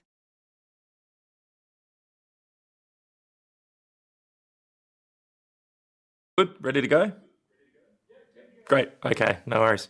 There's a shorter Well, version that has like the highlights. Let me see if I can find it. Clavicular, thanks for chatting to me. Yeah, no problem. Thanks for having me. What do I call you? That's my first Why does he look so out of it? question. You could go with Clav. Do you go by Braden anymore? Haven't heard that one in a while. Why not? I would just say that I kind of like to keep my Drug maxing streamer gets brutally cat mogged. personal identity a little bit, not necessarily private, because pretty much all my information is docs out there, but it's sort of a new era in my life with all of the content I'm doing, so it doesn't even really feel like when I hear that name anymore that it resonates almost in a way. It's interesting. Okay, I feel like we're hyper focusing on the name part and the moniker part for no reason.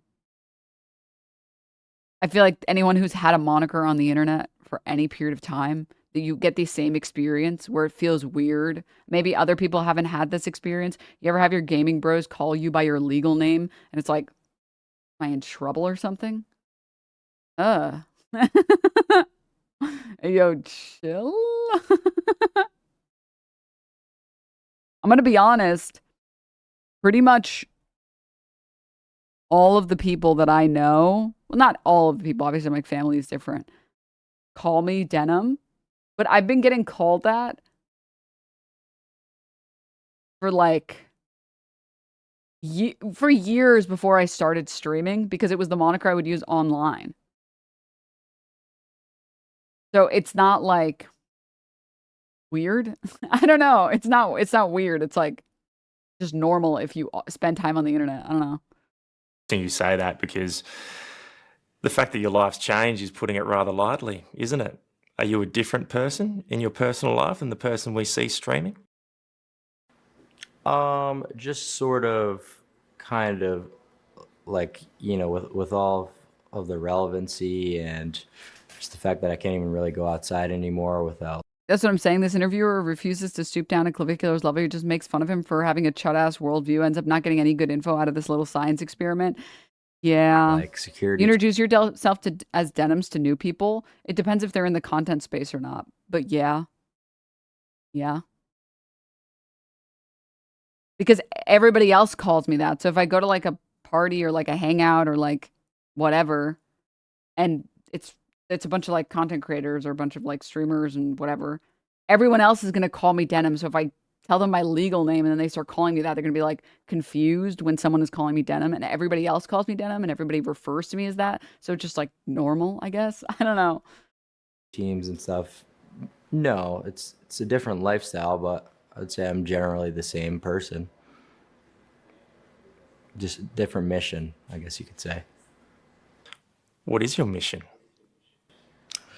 I think that young men are arguably living in the worst dating market that has ever existed with how bad hypergamy is. That is insane. Men are living in the best dating market that's ever existed in the history of ever. Oh my fucking God.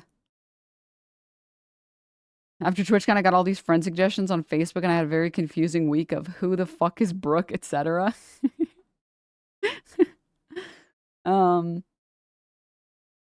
What's your illegal name?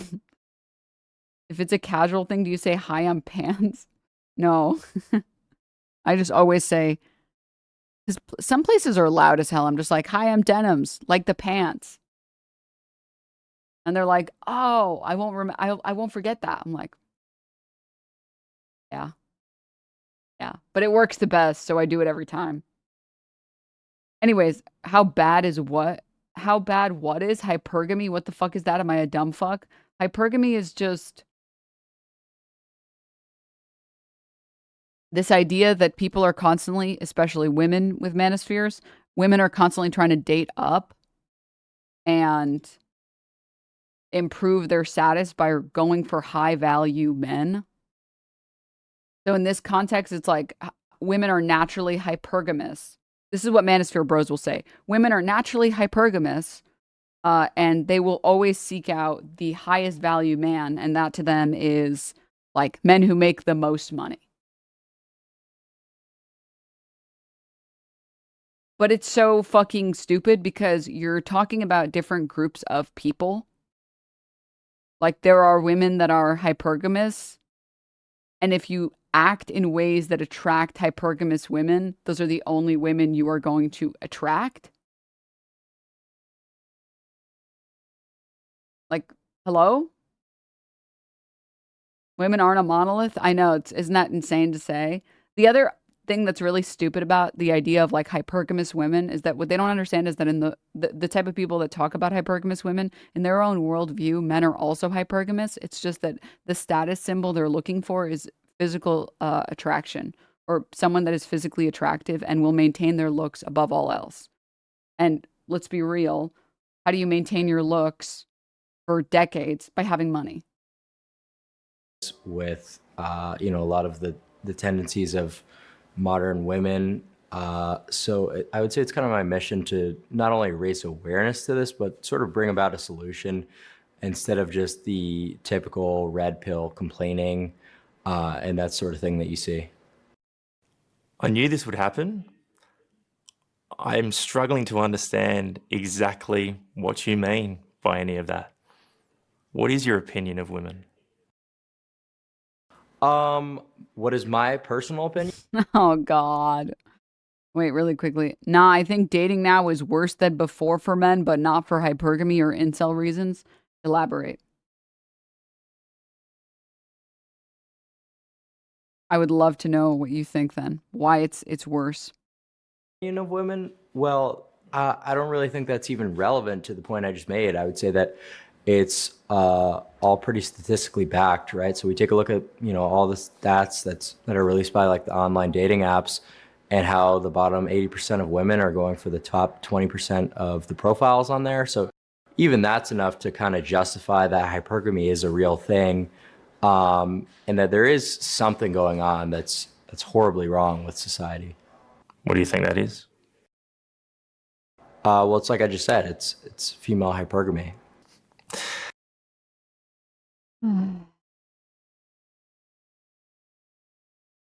To the uninitiated, and let's be honest, probably the rather confused among us, can you explain to me what looks maxing is for you and what it does for you? Looks maxing is just another form of self-improvement that is a little bit more holistic, I guess you could say, than... It feels like the internet fried a lot of people's brains. Dating apps feel like people don't care about each other, just think it was easier 10, 20 years ago. But you're just saying, I think dating apps are bad. That's not a controversial opinion. So I think the problem is that dating hasn't really changed fundamentally, or like the ability to date normally hasn't changed. It still exists. And dating apps still suck. I mean, I went yesterday to go... forget what I was doing. I was going to some store for something. I went and I had some dinner outside.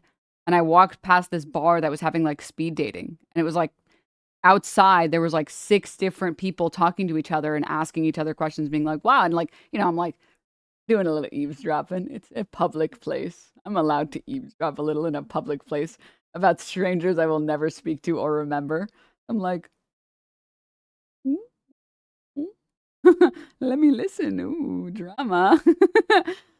And like, they're just talking about normal stuff. Every single one of those tables was just talking about normal stuff.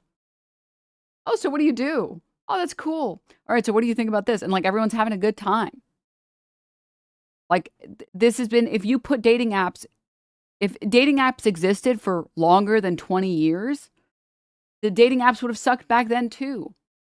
It's just, if you just like go outside, I hate to say it, I know, as a degenerate gamer, internet loser, computer freak, you go outside, everything is still pretty much the same-ish.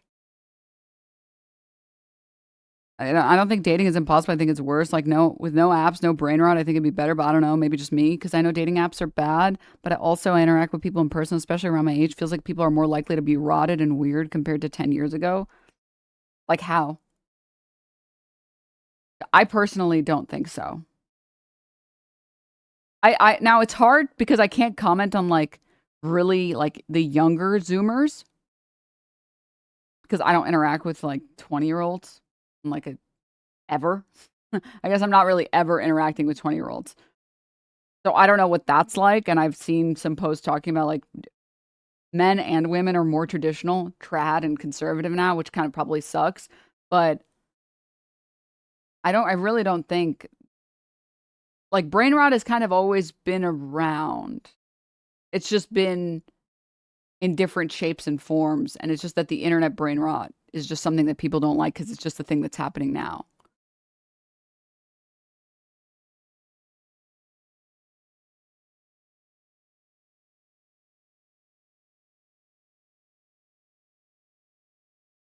Women are more educated, have more financial freedom, so men for the first time have to work on themselves more. Well, I don't even think so. I think like I'm 26, to me, and there's lots of normal, cool people. I think just less. I think this is like a grass is greener situation. For every like person that might be brain rotted in a stupid way that's younger, there's like 1,000 like 30, 40-year-old dudes that think like that are either cringe atheist bros. I'm just talking about like men, so you can specify on the women, Or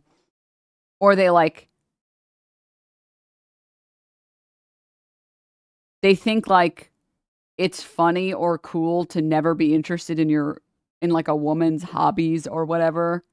Like the rot has always existed. It's just manifested in different ways. Like, I'm sorry, objectively, as someone who doesn't care about weddings, as someone who doesn't want a wedding and never wants one and has never wanted one, what a nightmare for me. Like, this entire fucking, sorry, traditional weddings, and like you book a venue for tens of thousands of dollars and invite a bunch of people and have this cake that fucking sucks but looks kind of nice.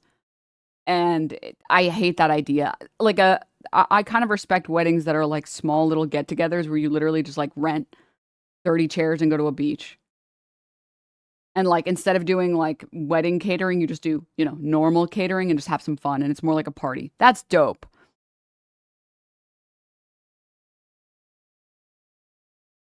Why do wedding cakes always taste like ass? Because it's just for visual presentation, Favorite Miss Andrews streamer. Why did I bring that up?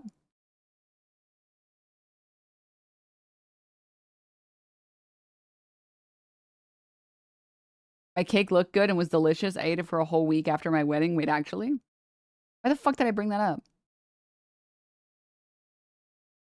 One word, fondant. Even non-fondant cakes. But like, that's because buttercream sucks most of the time. Controversial opinion. I don't feel like it's that controversial. Why did I get on this? Hold. Oh, a very weird thing. A very weird brain rot that you run into with like older dudes is, older here is just like not Zoomers, millennials. Is like dudes that think like basically harassing your partner is funny. Like, it's a very immature thing that exists in millennials. Like the cake smashing, the taking your wife's face and shoving her face in a cake thing. It's like, dude, as someone who is not a wedding enthusiast, I like going to other people's weddings. That shit's fun. But as someone who's not a wedding enthusiast for myself, like that has never been a dream of mine. I've never wanted one. I've never cared about that. A party sounds like fun, but like not at a wedding. I could not imagine spending tens of thousands of dollars on a venue, on catering, on food and drinks and clothes and makeup and hair, and then you just get your face smashed in a cake. Like, you're wasting this cake that you just spent like tens of thousands of dollars on the cake, and then your makeup is fucking ruined for all the photos for the rest of the night, and then your hair is fucking ruined. Like, dude, that shit is mold inducing. Being mean equals funny is millennials, LOL, huh? I don't think it's like mean so much as like riffing, I guess. I don't know how else to explain it. But anyways, sorry. TLDR. I feel like you can pick any generation and there's like bad behavior and cringy shit and brain rotted shit that people don't fix. Those people have always existed. The weirdos and the freaks in society have always existed, but there's still more than enough normal people to go around.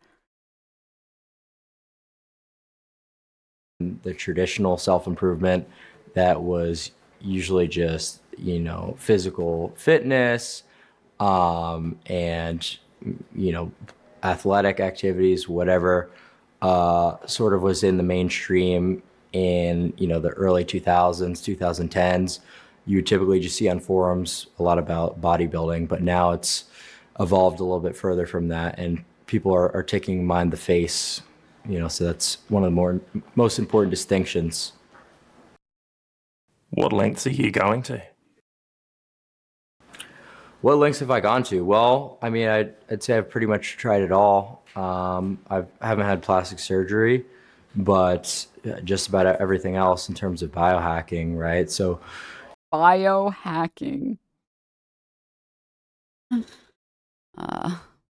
You can really do a lot for your looks with simple pharmaceutical intervention, right? So stuff like TRT, stuff like taking an aromatase inhibitor so that your growth plates stay open longer, All these sort of things, if done properly at certain parts of your life, specifically during puberty, you really can sort of overcome a lot of your genetic limits, I guess you could call it. You promote what some would consider rather extreme methods, though. Can you take me through in detail what your routine is and what you've done from a young age? Well, my current routine, just run you through sort of a list of like my stack, my protocol. That would take a little while. I mean, it's like, do you want me to send you a PDF? Because it's just, a lot of people will ask me that question, and like, I don't really think they realize like how long it would take for me to just run through a list of like a million pharmaceuticals. So let's just say it's a lot of biohacking, and I wouldn't really want to, just say things without specifying what they are, what they do, the risks that come with them. Because if people just come on and watch this interview and see this crazy stack of pharmaceuticals, they might assume that you're crazy, for one, and also if they try to replicate that without a really comprehensive knowledge on like how to use them properly, how to mitigate side effects, it could actually do them a lot of harm. Oh, well, let me ask you this then. Can we run through a few things? When did you start taking testosterone? When I was 14 years old. 14 years of age. Mm-hmm. What possessed you to start doing that? What possessed me to start doing that? Possessed is crazy. Well, I would say that one of the main reasons I started was... I have to say, this interview happening like days before he overdosed on stream from taking every single drug in the book. It's like...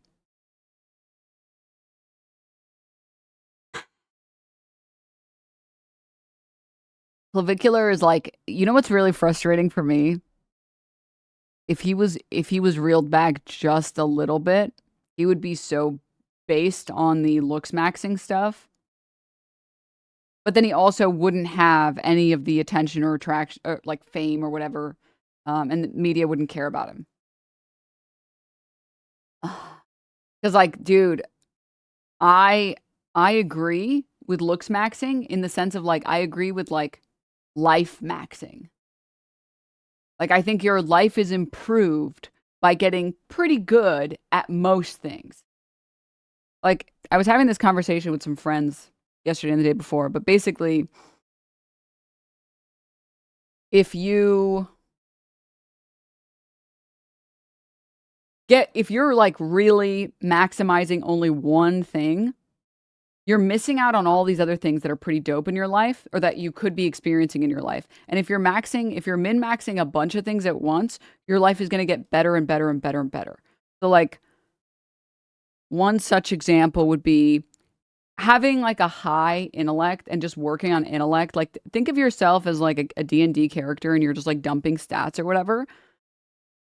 If you just put all points as a human being that lives in the real world, all your points in like intellect or intelligence, your life isn't necessarily better. Like, being really smart doesn't make your life better. Now, it doesn't hurt to be a little bit smarter, but yeah, your constitution will suffer. And I think there's like a baseline of intelligence that probably improves your life, but it's certainly not the case that it will hurt you if you dump a couple points in there. Maybe a better way to phrase it would be like, I feel like the people I know that are living life to the max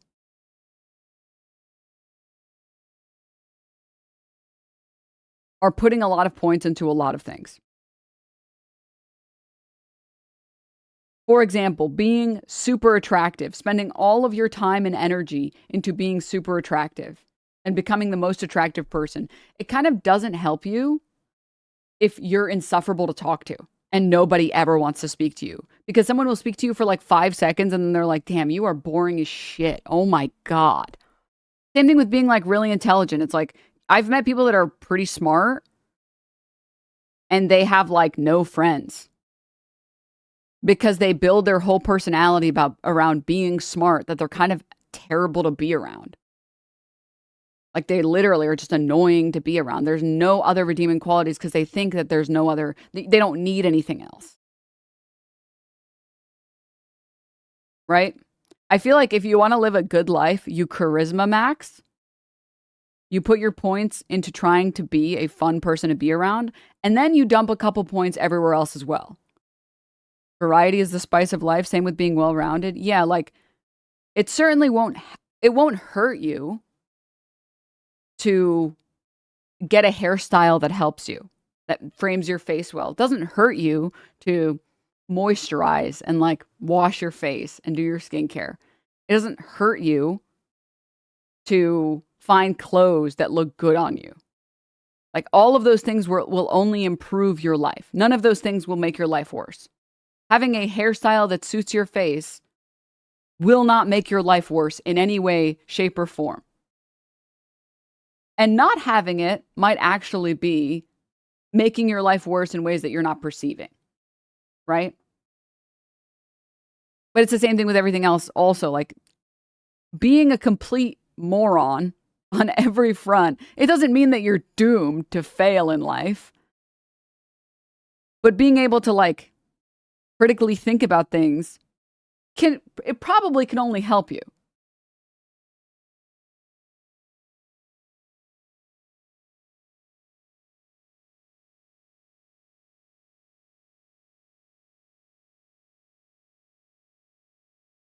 Looking better also can make you feel better. Well, I also agree that there are certain like looks maxing, or I believe that there are certain looks maxing things that actually feel pretty good to do.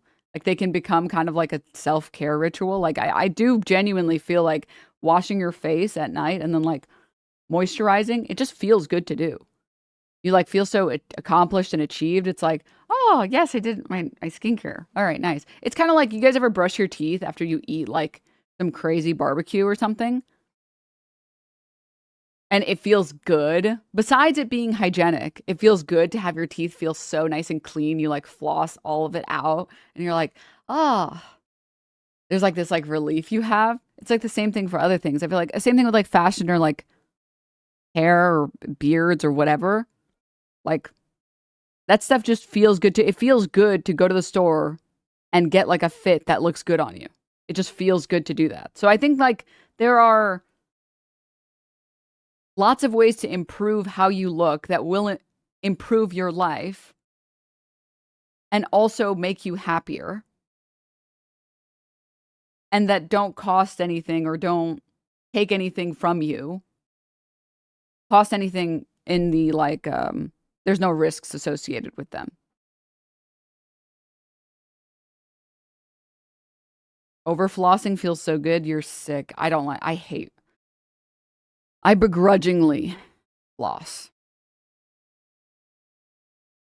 A lot of people on forums and were sort of talking about this, and just from the objective point of view that there's no reason for me to go to the gym and work out in any way other than the most efficient one, and that was with anabolic steroids. So it's sort of like a cheat code, and that's how I thought about it.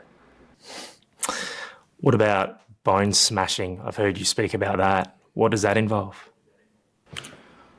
Well, it's exactly how it sounds. I mean, you're just creating microfractures in specific areas of your face, and the idea behind it comes from Wolff's Law, right? So when you break down a bone, it grows back stronger. Can I say something insane? I've said this story before, but can I say something insane? I believe in like hacking things. I do. I believe in like finding stupid, weird hacks that work.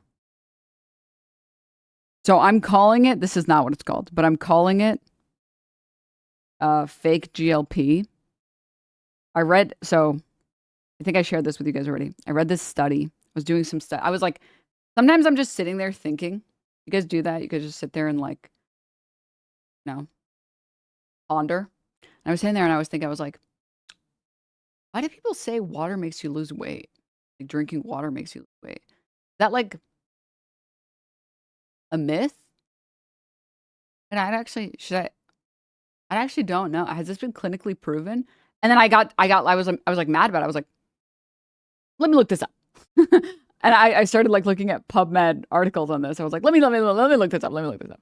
I actually don't know if this is fake news, this is just a myth, or it's real.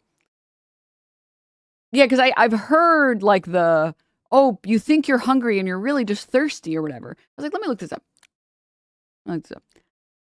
And I read some research that showed that people who drank 500 milliliters of water right before a meal 3 times a day, compared to people who did not, lost weight. If you can believe it. And they didn't track food. They didn't track anything else. They told them, just continue on with your life normally. Do everything you normally do. But before 3 meals a day, have 500 milliliters of water. And I was like, not hot water, just cold water. It's normal water. I was like, 500 milliliters for a frame of reference is a bottle of water. And I was like, what? And the way that they did the study was they picked a bunch of people, and the control group, they just measured their weight like every week. And then, and the BMI and fat content and everything like that, and everything else, fat percentage. And whatever's the opposite, I guess, of control group. They just told them, do everything that you normally do and just drink one of these before a meal 3 times a day. I was like, okay. And after 8 weeks, those people lost a significant amount of weight.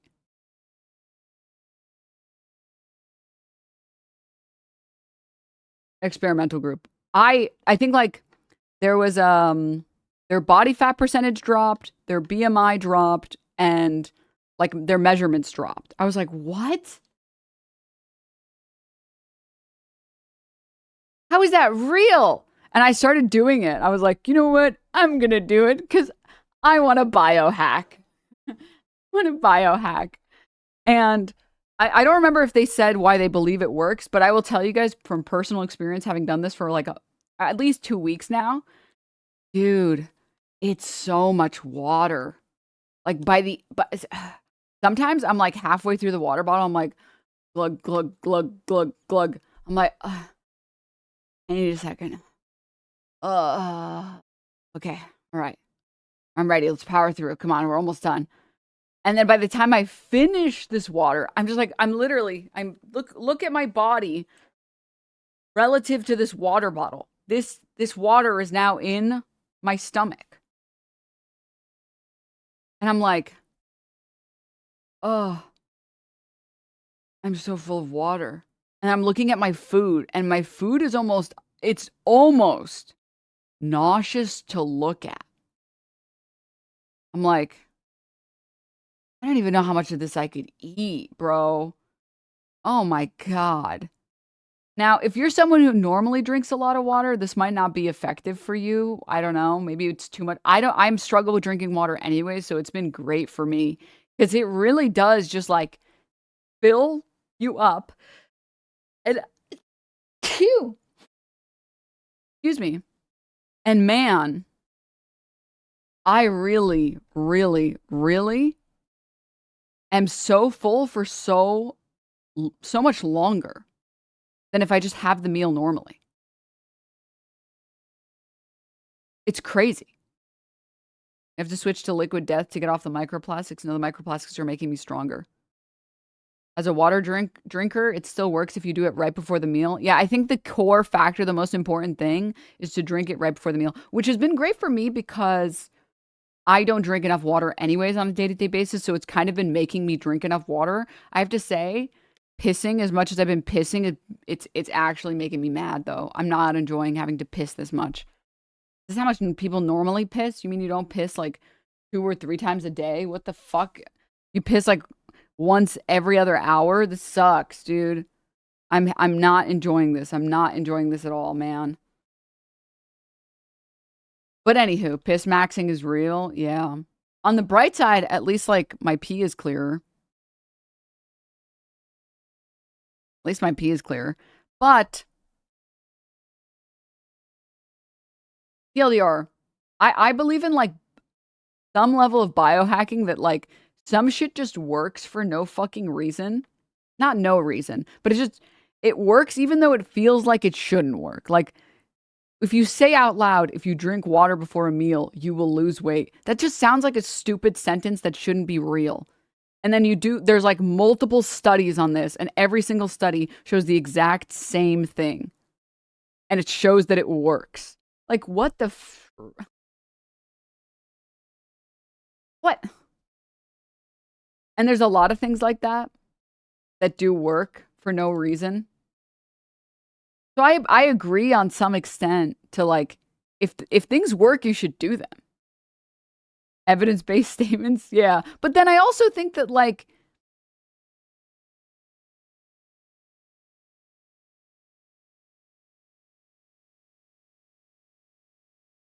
maybe there's a limit and maybe you shouldn't be bone smashing. I don't know. Maybe there are certain things that you shouldn't do. Maybe there are certain things that are going a little too far. You can make yourself sick doing that. Maybe if your stomach acid gets diluted too much when you do that. I didn't see any research on that. You're welcome. I would love to see a link on this. I personally know for a fact that, like, I'm not drinking enough water anyways.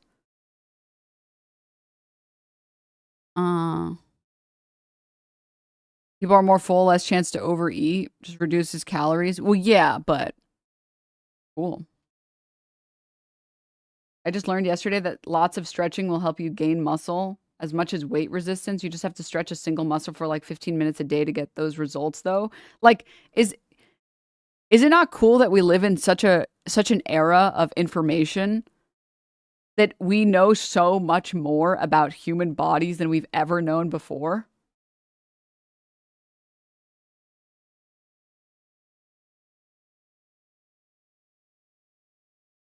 And you can I say the craziest thing I've ever done from reading a study? I read a study that showed that you will retain information better if it is immediately followed up by cardio. So okay, do not judge me for this. When I was learning League of Legends as an adult, because I never played it when I was younger because I'm not a loser, I decided I was tired of losing in lane to stupid bullshit that I didn't understand. So I've shared this story before, but I did it in passing really quickly, and there's not too many people here right now, so hee. So I wrote like flashcards for characters and their abilities, for champions and their abilities. And I would read the flashcard, it'd be like, like Vayne Q, blah, blah, blah, does this, has this much damage, is scaling with this. And then I would do like 10 jumping jacks. And I did that until I learned like 100 characters. Because it worked.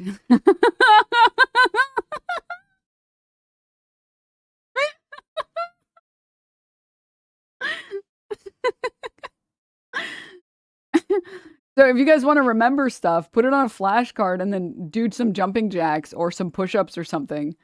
And you will remember them. You will remember it better. Yeah. Yeah. I am a firm believer of, like, your body is really silly and you can just make it do things whether it wants to or not. Like, my body is like rejecting League of Legends and it's like, no, stop hacking me to make you play this game.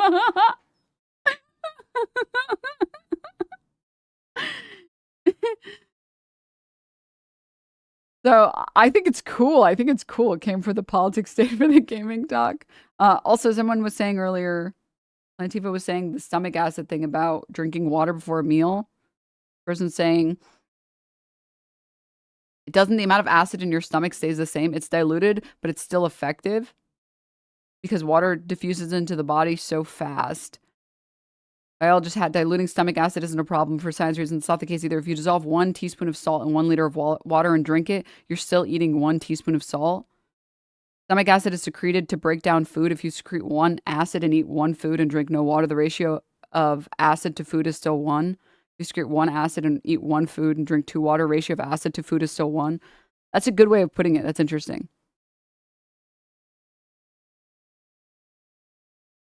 It's about pH. I would love to see. I mean, diluted with alcohol. Pete Keg's breath has entered the chat. None of this information helps a fish see previous message bean soup recipe. Stop. How much cheese equals 1 acid? Well, I don't know.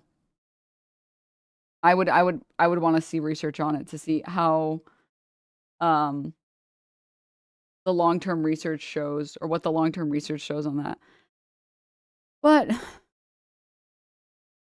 I imagine it's similar to like alcohol, where it's like, it doesn't matter if you dilute a shot of alcohol with like 5 bottles of water, you're still drinking a shot. It's not like, listen, I had 5 beers, but I also had 5 water bottles. It's like, okay. Wait, you still had a lot of alcohol though.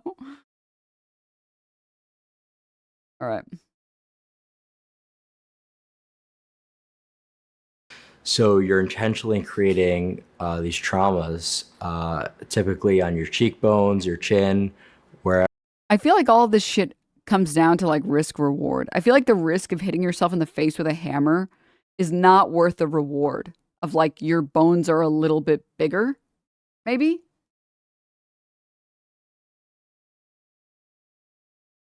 ever in order to grow your Also, I'm bones. so sorry I missed it. Shaitambo, thank you for the raid. Hi, thanks for always raiding. Welcome, raiders. Sorry. We were like 10 stunlock deep. 10 stunlocks deep. And meth. I've seen you say you take meth. Do you do that for your appearance? Not anymore, but I have previously, yeah. Why would you do that? Why?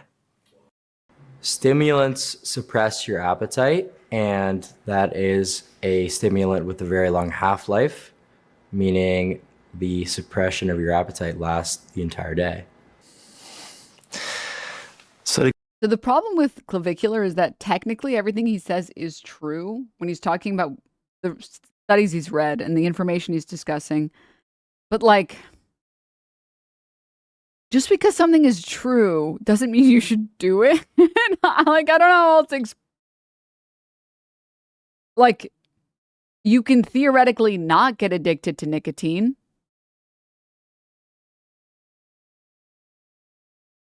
But like, why would you? Like, there are benefits, short-term benefits to being on a nicotine high, but it's probably not worth getting addicted to nicotine to do that. And then meth is just like an extreme version of that, right? It's like, yeah, it is an appetite suppressant, but are you sure? I don't know. I feel like that's like a risky play there, dude. Go back one, just to clarify. You take a blunt instrument to your face and repeatedly hit it. What does that achieve? I'll typically use my fist. What do you get out of that? That just sounds like you're doing damage to yourself. Well, I just explained it, right? So you're creating microfractures in specific parts of your face, like typically your cheekbones.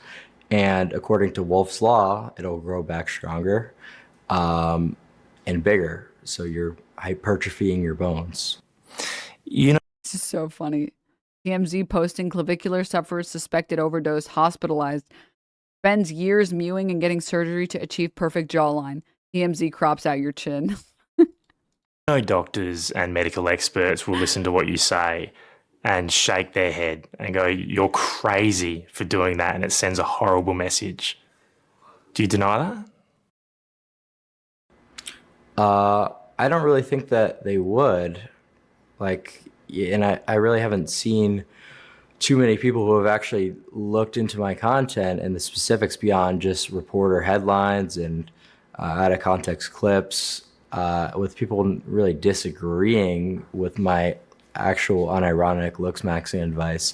Now, you know, obviously with me being a full-time streamer, you know, sometimes feels like I'm eavesdropping on a conversation between a patient and their therapist. No. Sometimes, you know, jokes are made or recreational, you know, things will be used that don't pertain to looks maxing, and that could sort of be thrown into the loop. But in terms of like all these peptides and that kind of thing, I don't really think that many doctors would disagree. I would say that most people are coming around to taking peptides. Most people are coming around to GLP-1s, and the percentage of people who are taking them has grown rapidly.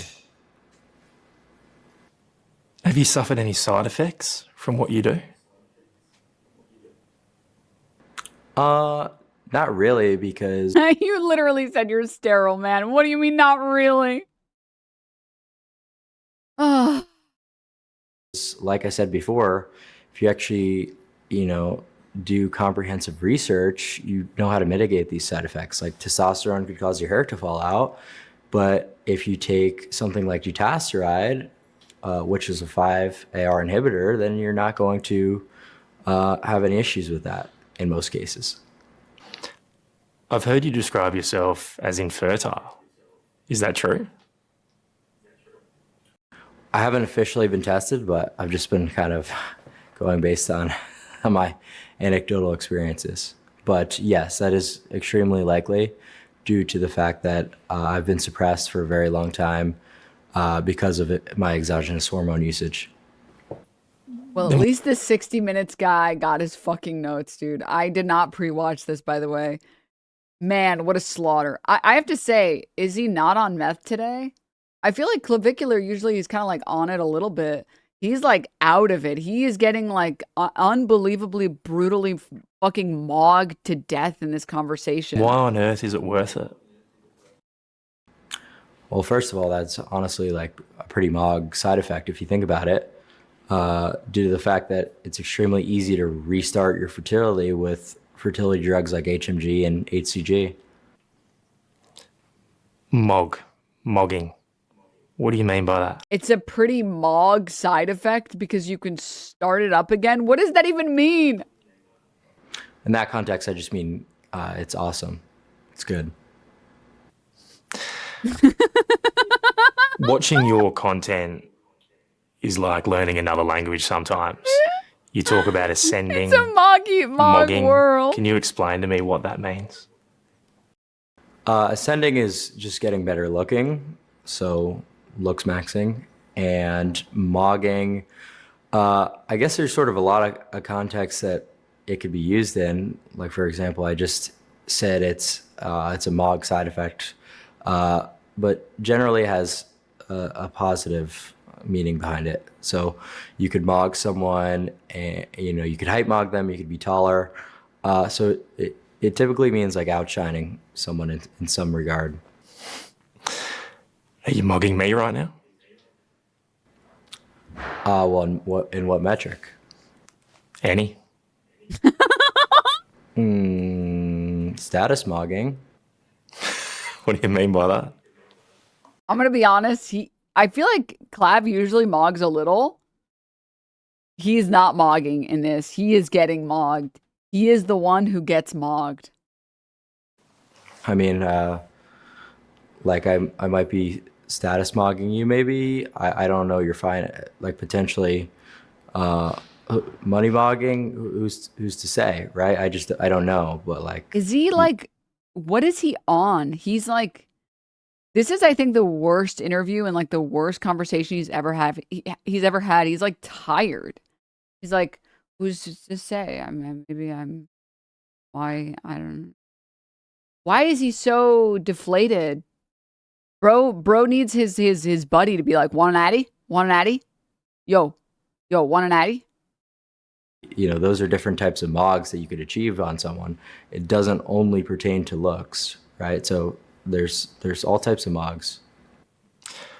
Well, your whole persona and shtick is about appearance and looks, right? So would you say your looks mogging me right now? I would say they're pretty looks matched, personally. I can't really see you, to be fair. Can't really see you. It's kind of hard with the light. The camera's quite far away. So I'll just give it to you. Really? Oh, the light in the yeah, I can see that. Dude, some rooms, some streamer rooms, and also like podcast rooms or whatever, the lights are really bright. Some people have their lights actually really bright. Yeah, I mean, I can't see. All right. Well, how about this? Guys, as a prolific BL enjoyer, they are looks matched. I'm sorry to say. If I was to come to you for advice, which you give out readily, would you say that I need to do something to myself to ascend or live a better life? Well, the issue is you're just giga far away on a laptop screen, so I wouldn't be able to really say what you could do. It's very far away. Sorry about that. I find it fascinating talking to you. I feel like you're a very different person face to face than the persona you give out online. Do you believe half the stuff you say? I can't take it seriously when people say giga far away. I feel like giga is Twitch speak. Do I believe half the stuff I say? So what are you saying? Inauthentic? I'm just curious that... Are you kidding me? Is Of a lot course he believes all of it. what you say on your videos and online about gaining attention more than necessarily it being what you truly believe. In terms of streaming, yeah, like a lot of the activities that I do, like, you know, clubbing every day, you know, doing certain activities like that. Is that something I would do if I wasn't a content creator? No. So that part is, I guess you could say, just for virality. You know, I'm a pretty sheltered person. I, you know, like to spend time to myself, ideally.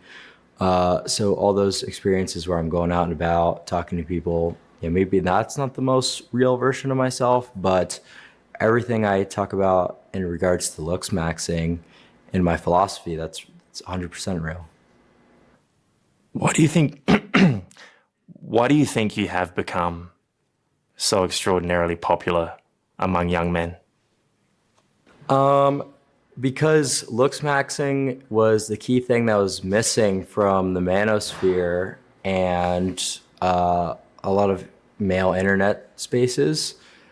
And it's kind of the answer, right? So, you know, you could overcome a lot of disparities by becoming rich, by becoming famous, or whatever type of success. But if you're not physically attractive, then you won't be able to really have lasting relationships with women. You won't really gain a lot of respect from people around you. And you're treated differently right off the bat because of something called the halo effect, right? Okay. Remember the conversation I was having earlier, chat, when I was saying all these people are just like missing a very important piece of this puzzle, which is you should be stat maxing. It's way more beneficial to improve multiple aspects of your life most of the way than it is to just maximize one to an extreme, right? I mean, everyone kind of rolled their eyes and laughed when the pickup artists and like the dude bros were like, if you have money, all bitches will love you. And then Elon Musk came around, and then when he plays any video game ever, the chat says, you have no friends and you will die alone. Because there are things that are still important, that you don't get a pass for having the worst personality in every room you've been in forever just because you have money or just because you are attractive. That's not good enough. Literally not good enough. People want a well-rounded individual. Nobody wants to date someone who only cares about one thing and one thing only. And that's a horrible thing to have to overcome your whole life if you're not genetically well off. See now. And what he's talking about here is just like halo effect and like pretty privilege, which is real.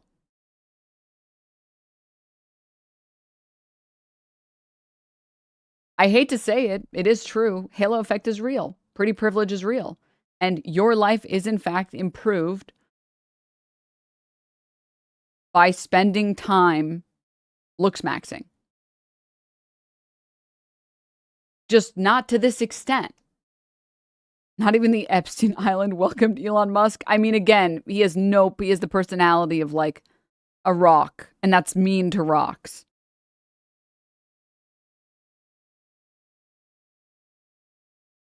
I literally got looked at differently for fixing my posture.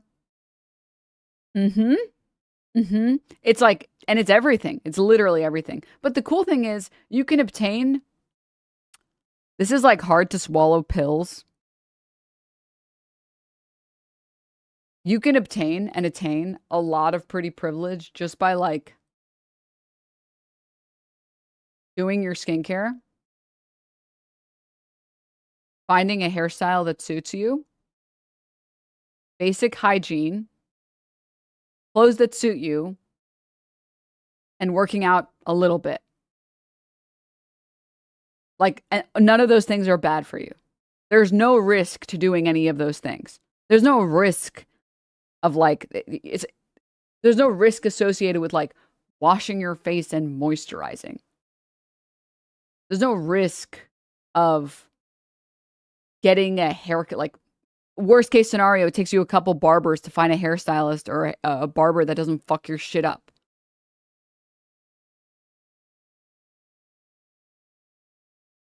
What if you don't have hair on top of your head? I wish Twitch had better markers or indicators on how large a female audience is, or like what the gender of viewers, the way that YouTube does, because I promise you, if you could look at Northern Lion's stats, that guy must have like probably the largest female audience of any male streamer I have seen in the past 5 years.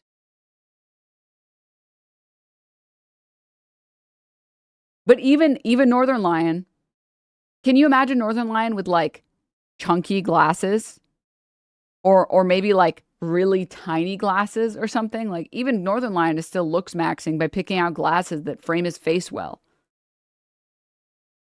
There's still like people think that like, oh well, it's over for me. It's very how do I explain this? It's very, oh, I had a donut today, so the rest of my diet is over, so I'm not even gonna bother. It's very like, we lost the first point, so just surrender coded.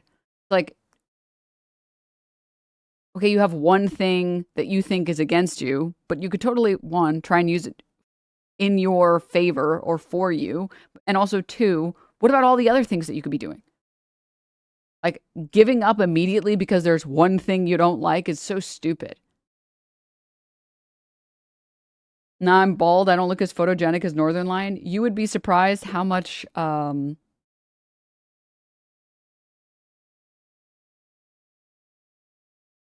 I will say is, before I started consistently doing skincare, I just always looked bad in photos. And then I started doing my skincare. And for some reason, my face just looked better. Even when I didn't have acne before, it just like literally, your skin just like kind of glows. I honestly was shook by how much of a difference doing my skincare made to my face. To photos. I was like, what the fuck?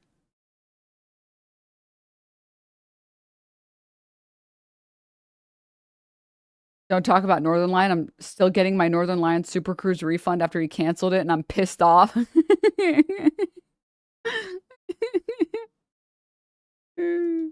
I would disagree.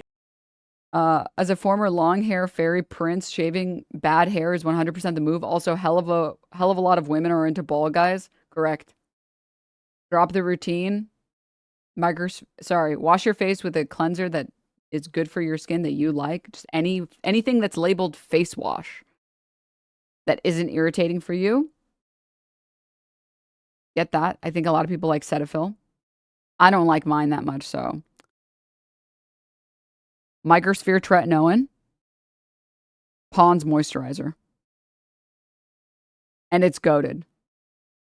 It is goated. It is so goated. And make the argument, Clav, that character, personality, maturity, intelligence are far more important than appearance. Do you think I'm wrong? Well, bingo, there it is. But those are all perceived entirely differently, once again, based on your looks. So you're absolutely correct. You're just forgetting that key piece of nuance that is kind of the reason that my message resonates so well.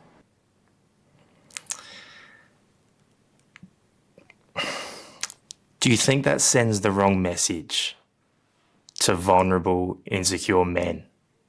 It's like Clav is such a victim of his age because he genuinely doesn't understand that, like, in the same way that all these other things are a piece of the puzzle, looks maxing is also just one piece of the puzzle. Like, taking care of yourself visually is just one piece of the puzzle, and it's not enough to get anything else. Stavvy gets laid? Yeah, but Stavvy also wears auraful outfits.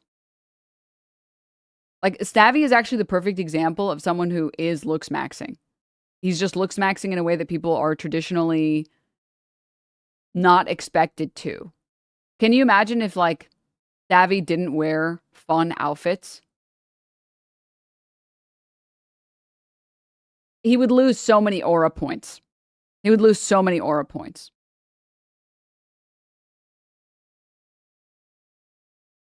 He dresses well and has good hygiene.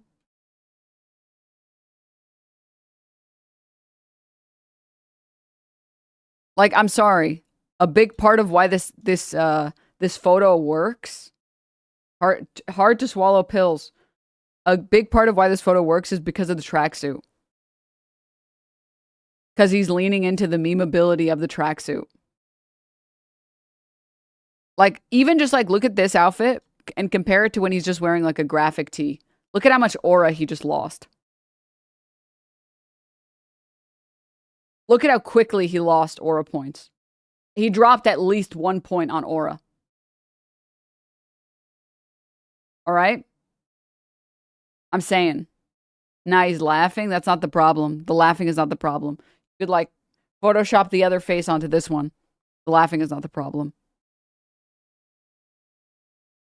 You are cope mauled posting if you disagree. What is an aura point? A metric for measuring how much aura you have, how much aura you resonate, and whether or not you can frame mug. If you play the video with the T, Stavvy gets aura back from being hilarious. Yeah, but like he could have double aura for both. Why do you have Stavvy pics on a shortcut? I just looked it up on my computer, bro. On the internet. I'm telling you guys, I'm serious. You get massive aura points for caring about how you look. And it doesn't mean that, like, oh, well, I'm fat, so I'm going to be ugly and hideous to everyone forever. It's like wrong, completely incorrect. Absolutely incorrect. Oh, well, I'm bald, so I shouldn't even bother trying anything else. It's like, what is this defeatist mindset? Wrong, incorrect. Mm-mm.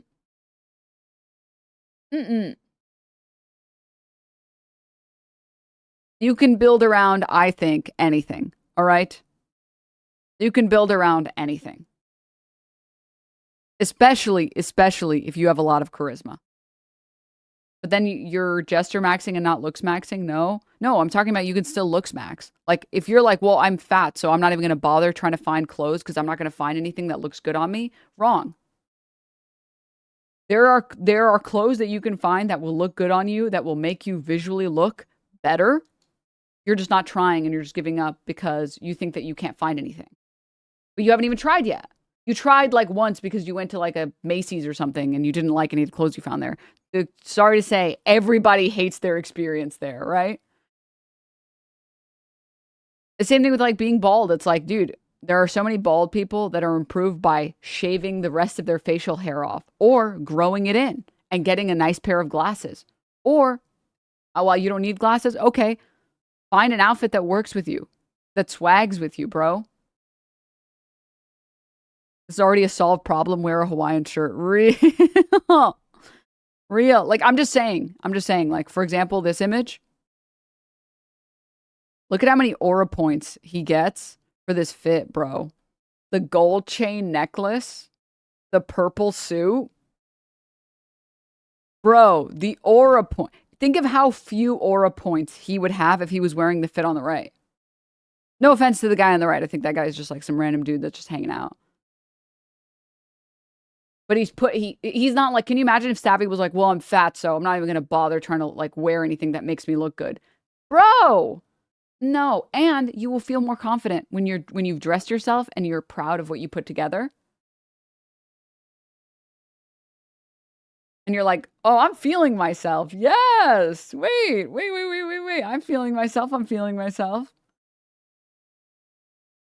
You can also make fashion fits your interest. I love sketching and designing characters used to hate my fits until I started looking at them as sketches and framed from my own perspective. Now it's fun to make up new outfits. I'm just saying.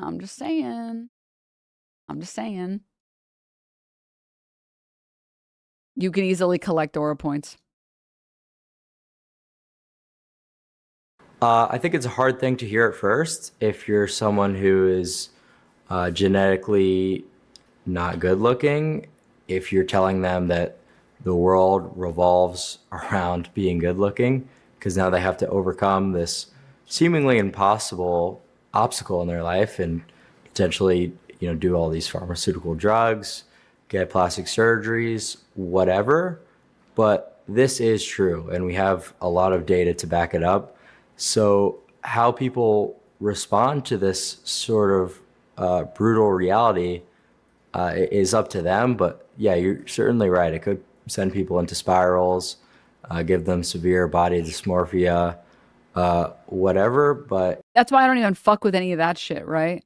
Like anything that has, like when the risk reward doesn't feel worthwhile, why would you do that shit, right?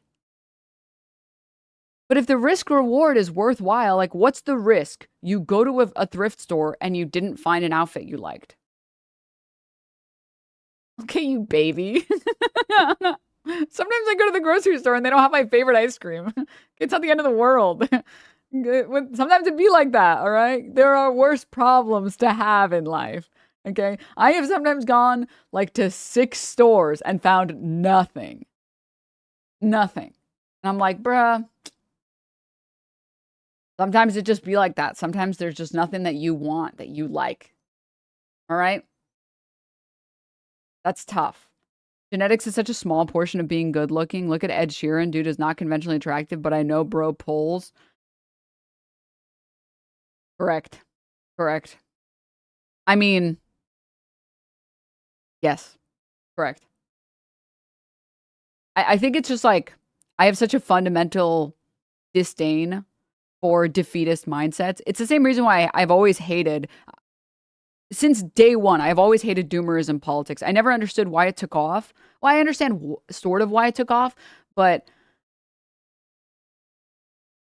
I've never understood being attracted to that mindset or that mentality about things. Because it's like, no, fuck you. I'm gonna try to the very end.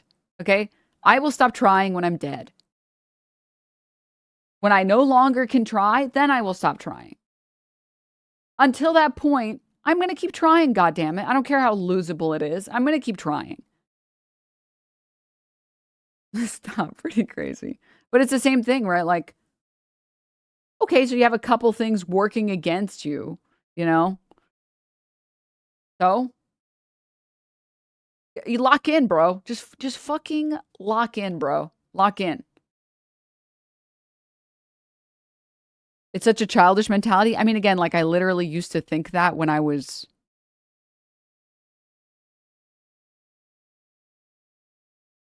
like a 12-year-old.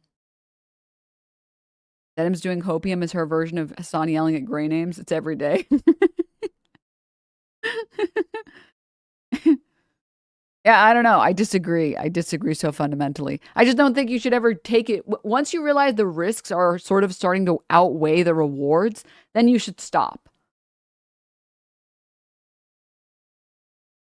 Right? So like, what's the risk of going to a hairstylist? They just fuck your shit up, bro. They just cook you, bro. All right. And then your hair grows back in a couple months or something. There are worse things that have happened, There are worse things that can happen. Your hair will, grow back. It's okay. You got bald, they balded my shit, bro.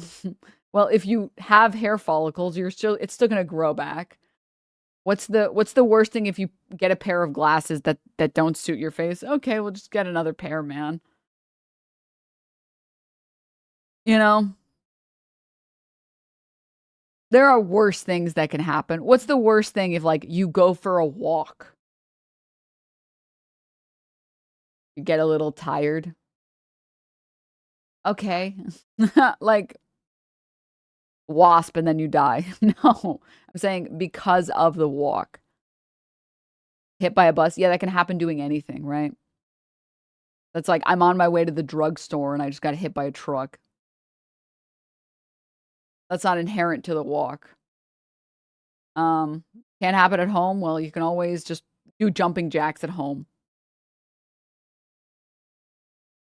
There are worse things, right? Like, there are worse things. What's the worst thing that'll happen if you start taking testosterone and you don't need testosterone? You go sterile and then you go bald. I don't know, man. That doesn't seem like it's worth it, man. And see, I don't want to have to take a fucking cocktail of drugs for this other drug that I'm taking. That seems really stupid. I don't know. What's the worst thing if you start taking meth? You get horribly addicted and become a meth head. That doesn't seem worth it. I don't know. I don't know. What's the worst thing if you bone smash too hard? You end up in the hospital? That doesn't seem worthwhile to me, man. What the fuck? I don't know. The risk reward is not adding up here, people. But like, what's the worst thing if you wash your face and put moisturizer on? You liked it a little bit and now you're a little gay? Like, what's the what's the downside to that exactly? there's no downside. You're just taking care of yourself. Oh. Someone in chat brought something up and now.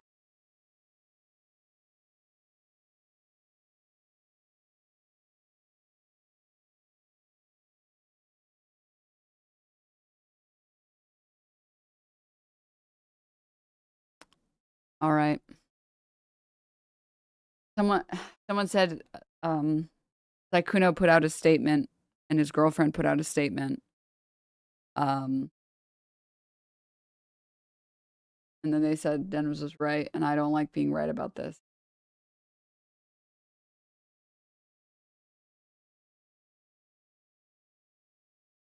To wrap up the Clav segment really quickly before we get into this. Doomerism is comfort, IMO, comfort in knowing you have no responsibility over the bad things in your life. I guess. I've always thought that mindset is depressing. It's like, but I'm a human being with agency. I want to have control over my life. I want to impact the things in my life. And not having that is very depressing for me. Okay. Sure, let's read through this. A message from me and my girlfriend. And it just got posted 45 minutes ago. No, 35 minutes ago. No, wait. Yes, 35 minutes ago. I would like to, this is,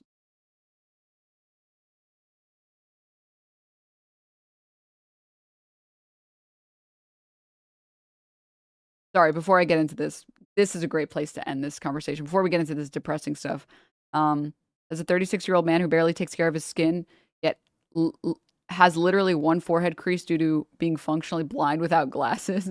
Don't listen to these self-help people unless their help is to go for a walk, moisturize, and learn to dress better. I do one of those things and have a girlfriend. You'll get it, kings. Because I will tell you, nothing, and this is what none of these manosphere people want to tell any men. The thing that is most attractive to women is effort. This is the truth. This is the truth, nuke, okay? The thing that is most attractive to women across the board is effort. That you try. It's okay, and Obviously, if we're talking about shallow women, because there are shallow women and there are shallow men, you're not appealing to those people. Who cares? Those people were never going to like you anyways, and you don't like them anyway, so who gives a shit? I'm talking about normal human beings. Normal women, normal men, normal human beings. Normal people that aren't freaks about hypergamy or whatever you want to call it. They just want, most women that I've met, they just want to see effort. That's it. There is nothing more unattractive than talking to a man and being like, oh, would you do this? And they're like, that sounds like so much work. About everything. About literally everything. God, it is such, it is like the biggest turnoff for any well-adjusted adult. Like, I understand not caring about certain things, or like, you know, sometimes you don't have the spoons for it, but like if you're on a date with someone and you're talking about stuff, it's cool to talk to someone who tries. And it's an indicator of whether or not they would try with you.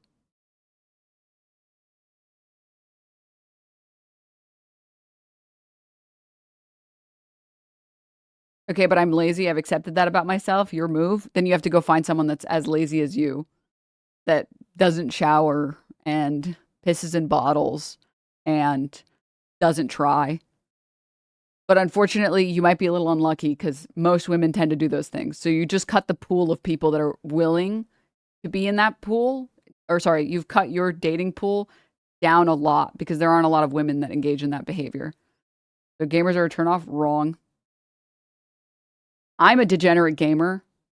I was like grinding games to get Celestial 2 days before the season ended. Like, I was a degenerate. I played all day, but like that didn't stop me from showering that day, you know?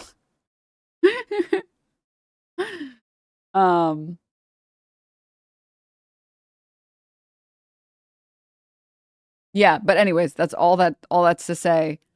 It's just the effort. That's it. It's just the effort. That's the effort. That's the cool thing. Like, it is genuinely cool when I speak to someone and they try to enjoy life to the fullest, and they're always open to like trying out new things and things that would improve their life. Like, it's so cool. And maybe you guys have run into these people. I try to emulate these people because I think that they're really cool. People I've run into that are like, they're always like down to try something new. If you're hanging out in a group and someone's like, you guys want to go hiking? And they're always the person that says, my cardio is terrible. I'm down. Let's go. I'm game. When? It's like, cool. Cool. And that's their opinion on like so many things in life. That's so much fun. It's like you want to do things. And I don't say yes to literally everything because I'm a little lazy, but I try, you know?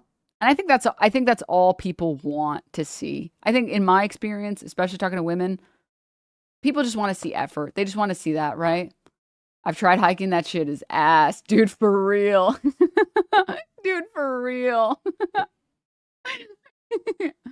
No, totally true. How do you navigate that field while being someone who even mildly knows, imagine, probably have a lot of cloud tracers ruining the dating experience. Oh, like in my personal life, you could just, I don't know, vibe it out.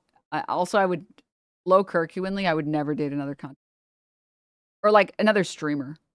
That sounds so stressful.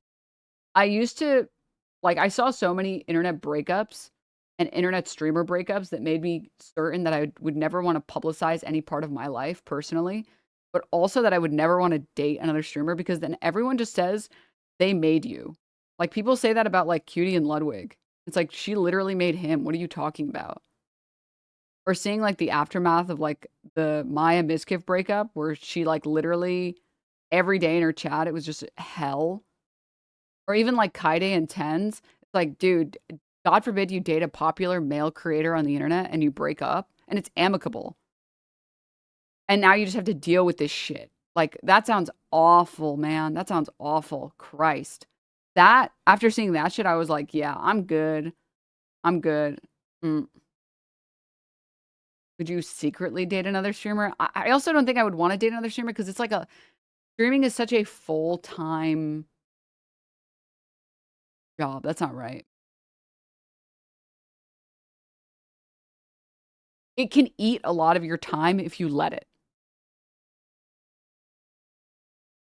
And you can spend a lot of time thinking about content and like putting things together and putting a lot of energy in that I think it would have to be, you would have to have a very good synergy in a relationship to make it work. When both people are spending so much time working on their stuff, working on their streams and content that they're planning and, you know, doing the actual stream and stuff. And I would never want to feel like one person's content was more important. And that sounds awful, you know?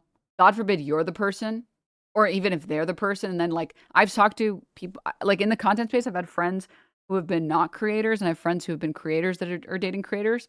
And one friend of mine recently broke up with a content creator, and she said it was pretty amicable and everything, but she said, like, basically a big part of her life ended up sort of like revolving around her partner because his content was just so important. And he's not even like a bad person. Like he's not even like a bad person. Like he's a normal dude, totally chill, leftist. But you can accidentally dump so much of your heart and creativity into someone else's content that you can sort of like forget who you are and stuff. And that's like such a burden to put on another person, right? I mean, even I think Anissa talks about it a little bit with like being with iDubbbz, Ian, where so much of her life and like her content and everything about her has become overshadowed because of his platform. And people don't even know that she was like a massive streamer back in the day. And people just say, well, she's only popular because the OnlyFans and she's dating Ian or iDubbbz or whatever. And it's like, no, she was like a large streamer before she ever met Ian. And now and then you have to deal with everyone that like villainizes you because you took away their favorite male creator or whatever. And then she's talked about how like she spent so much time, she took so much time away from her stuff and her content and her self and her personhood for her partner, and that she kind of got like overshadowed in so much of that stuff. And it's a very difficult thing to deal with, I think, because it's easy to get absorbed into someone else's content and their content creation activities and everything. And I think it takes a lot of effort to make it work. If that makes sense. It's so funny watching incels try and pretend Ian is miserable. I laugh so hard when I see like, they're getting divorced tomorrow. They're getting divorced tomorrow. What none of those people recognize, by the way, is that she didn't wokeify him. They were both edgy fuckheads that both realized that being edgy kind of is mean. And like, maybe you should pick better targets. They're 100% done. Like, oh, they're not? Okay. Ian is getting divorced and Denims is homeless and Hassan is bald. So yeah. Did you see her Facebook status? Oh, I think I saw that. That was very funny. But yeah, respect to the people who try and make content work with another content creator, because that sounds like a lot of effort and a lot of work. Work that I really would not want to do. Like that, it's not an easy amount. Nisa was literally there for the Tana N-word video. She was definitely edgy. Yeah. Well, the internet was a very edgy place, so I'm not surprised. But Ian literally mentioned meeting fans and how cringe they were. Yeah. Will and Caroline do it well? Yeah. But like, even that, it's like, what does the back end look like? Like, how much effort goes into dealing with weird people? Because as a woman online, it doesn't matter what male creator you date, you're always going to get hate. Because it's like, well, you're ruining him. You're ruining him. And you always will get that. It's like, fuck that, dude. I would never want to deal with that shit. At least nobody is like, well, you're only popular because of your boyfriend. Ugh. Oh, and the worst thing is, oh, hi, Ian. The worst thing is, like, it's so infuriating and irritating, by the way. Imagine starting a rumor that Haas wears toupees. Crystal ball ruined, Kyle. It's so infuriating assuming that all of your positions are just like ascribed to you by the men in your life. Or the other way around. It's just so irritating. Ugh. What's so irritating is I've had it happen in my personal life. And it's interesting because it only happens in straight relationships. Like when I've been with men, people in my life, privately are like, attempt to suggest that I only think things because of man in life. But when I date women, that doesn't happen. Interesting. It's either that happens or they say that, like, you're a succubus and you stole this person. You stole their favorite male creator or whatever. Wait a second. But I was watching an old items video the other day for nostalgia's sake. I was like, holy shit, man. I'm so happy this isn't funny anymore. I was such a chud. I mean, there are still things that are very funny in old items videos. I'm not going to lie. Sorry to talk about it while you're here again.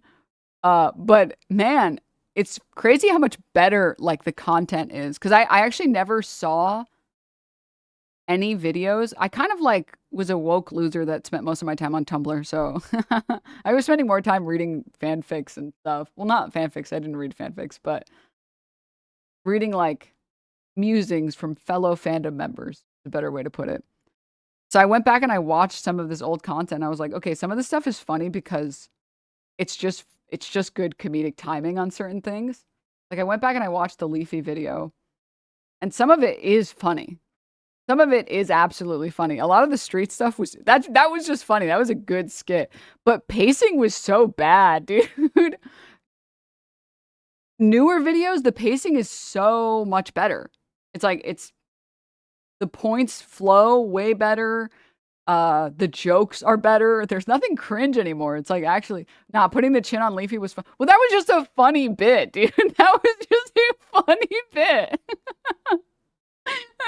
So like there's definitely stuff in there that's funny, but like, man, the content was so much worse back in the day. You could get away with so much worse stuff, whereas like today the content is so much better. I'm so spoiled by content today.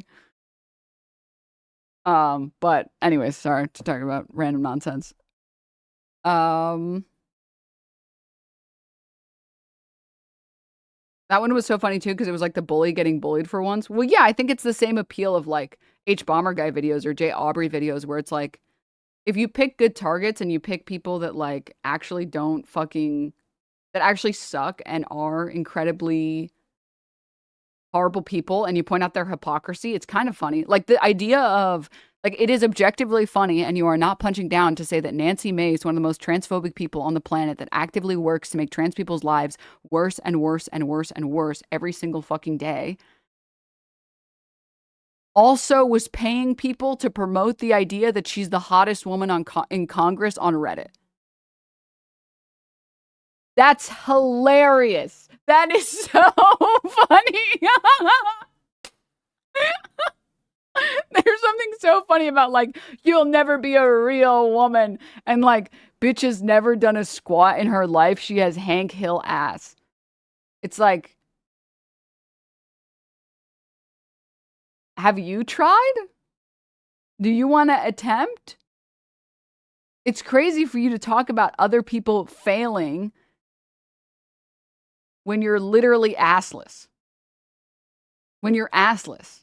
because you don't want to do some, what are they called, like hip dips or lifts or whatever. No, hip dips are the mental illness, where you put the bar and then you flex up. But anyways, or like the fact that it's like there's no such thing as gender affirming care, gets like lip filler, gets every plastic surgery known to man on your face. It's like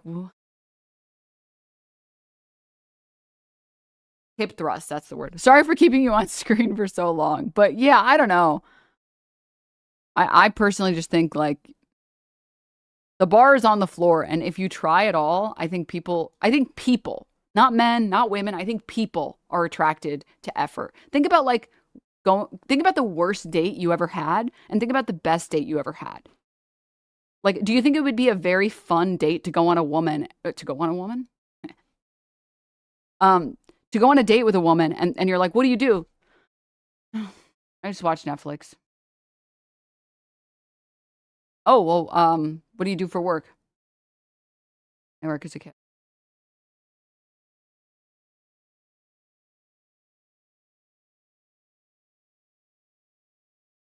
Is there anything that, like, if you could travel somewhere, where would you go? I don't know. Traveling is like, sounds like a lot of work. I don't know. I would, but then I have to like plan it and then, pick out destinations. And there's always something that goes wrong. I don't know.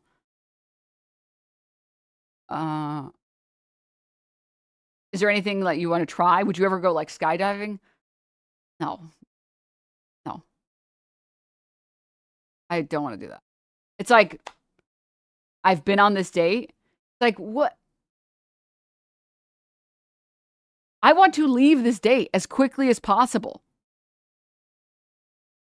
This is not fun. None of this is fun.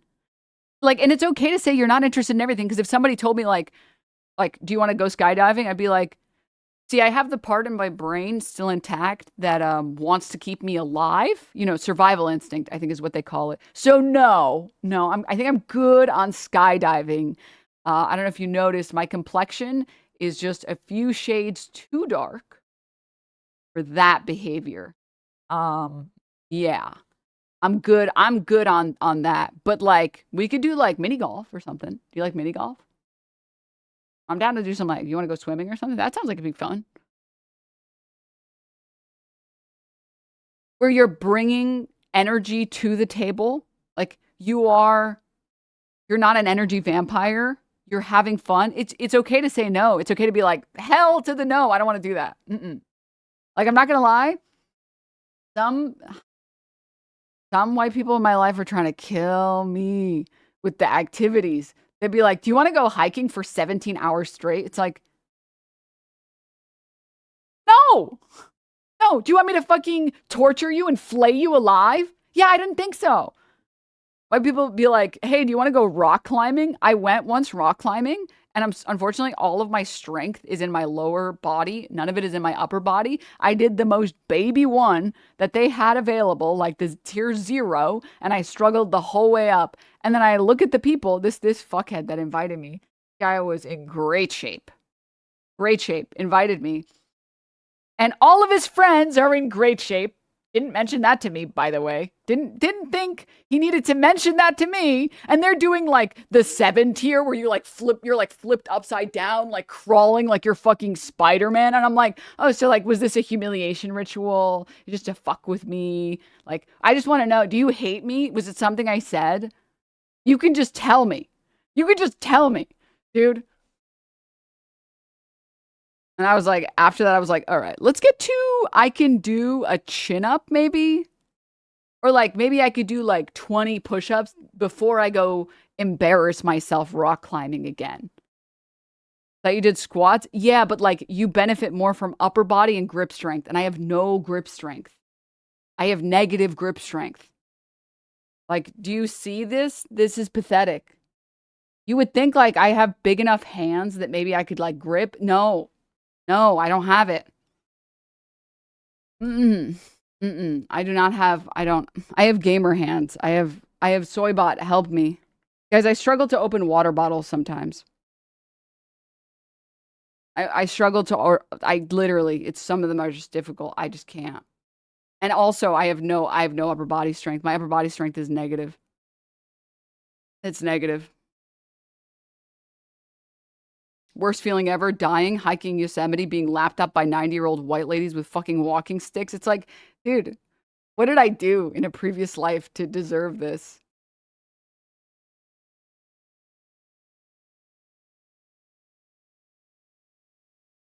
So no grip? Yeah, no grip. You need decent technique too, or even easy routes are hard. True.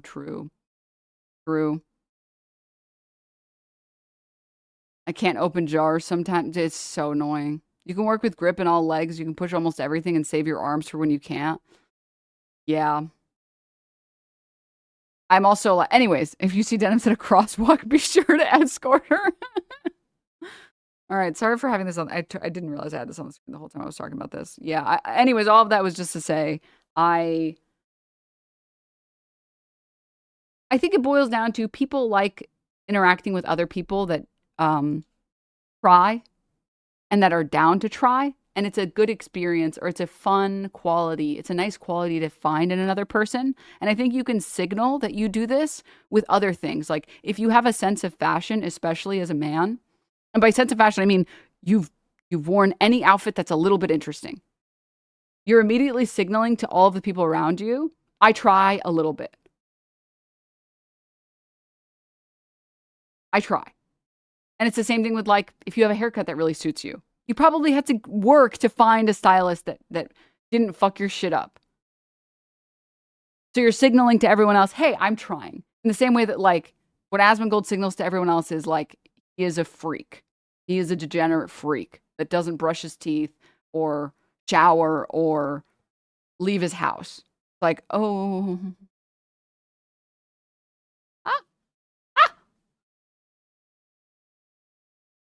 So, fixing my haircut was the #1 best improvement I've made in being attractive to women. I'm saying. Makeup to women is what hair is to men. Hairstyles is to men. And sometimes, for some men, that hairstyle is being bald. And I'm not joking, and I'm being super serious. I'm being very serious. And facial hair?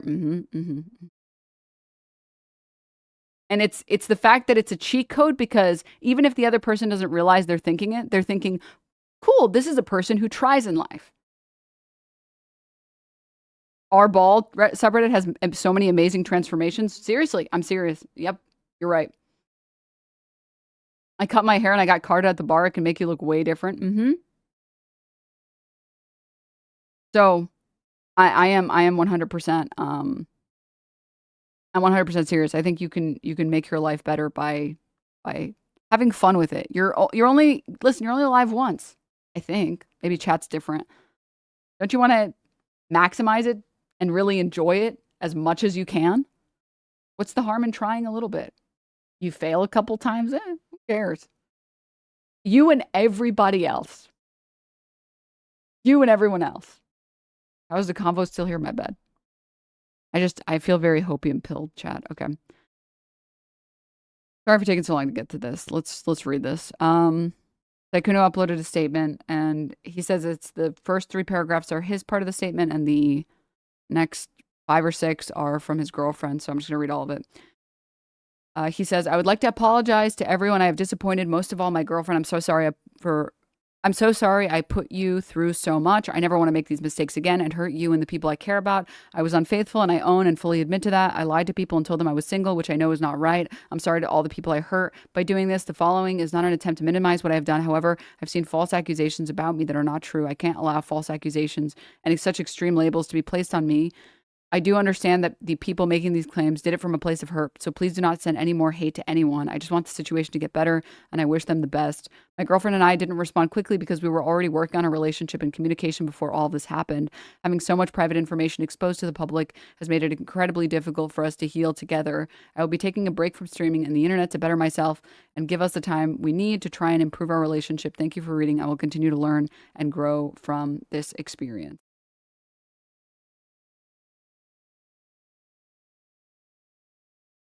There was a point that was made by a couple of people online that I hadn't considered. And I have to say, it is kind of crazy. I totally understand and respect streamers or YouTubers that don't publicize their relationship status, whether they're single, whether they're dating, because personally, I don't think anyone is owed that information. They're owed gaming streams. That's what they're owed. I don't think anyone is owed every personal detail about your life. And also, I have seen many a horror story from many, many people that stream or do YouTube or whatever. And one person is always going to get harassed. At least one person is always going to get harassed in a relationship, in a relationship that is public.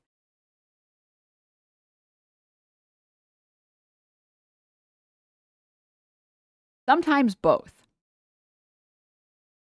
So I personally don't think it's anyone's business whether or not you're dating someone. I just don't think that that's relevant, you know? I just don't. I don't know. So I think it's fine. I think it's totally, and I personally would suggest it. I would suggest it to every content creator that doesn't already have a public relationship. You should never publicize anything dating-wise in your life. You just shouldn't. I think it's I don't think you should say whether you're single. I don't think you should say whether you're in a relationship, if you're just in a polycule, whatever. I don't think that there's an upside to it, personally.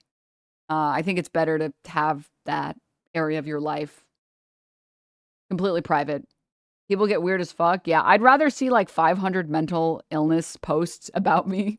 Be like, she's a single cat lady with 5,000 cats. And I'm like, sure, man, why not?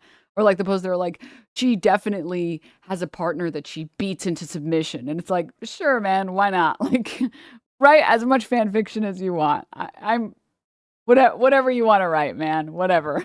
I don't really care. I think it's funny.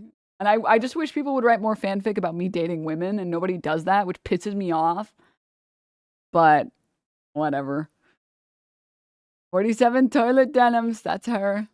Also banning chatters that are weirdly interested. I mean, I give chatters like one pass to say like one question. And then past that point, it's like, okay, if you keep doing it, then I think that's ban worthy. Because it's like, it's not your business, man. What about the flanfic? I love when people write fanfic about me. It's great. I kind of just assumed you were a lesbian for some reason. Well, I do date men and women, so based alert. All right.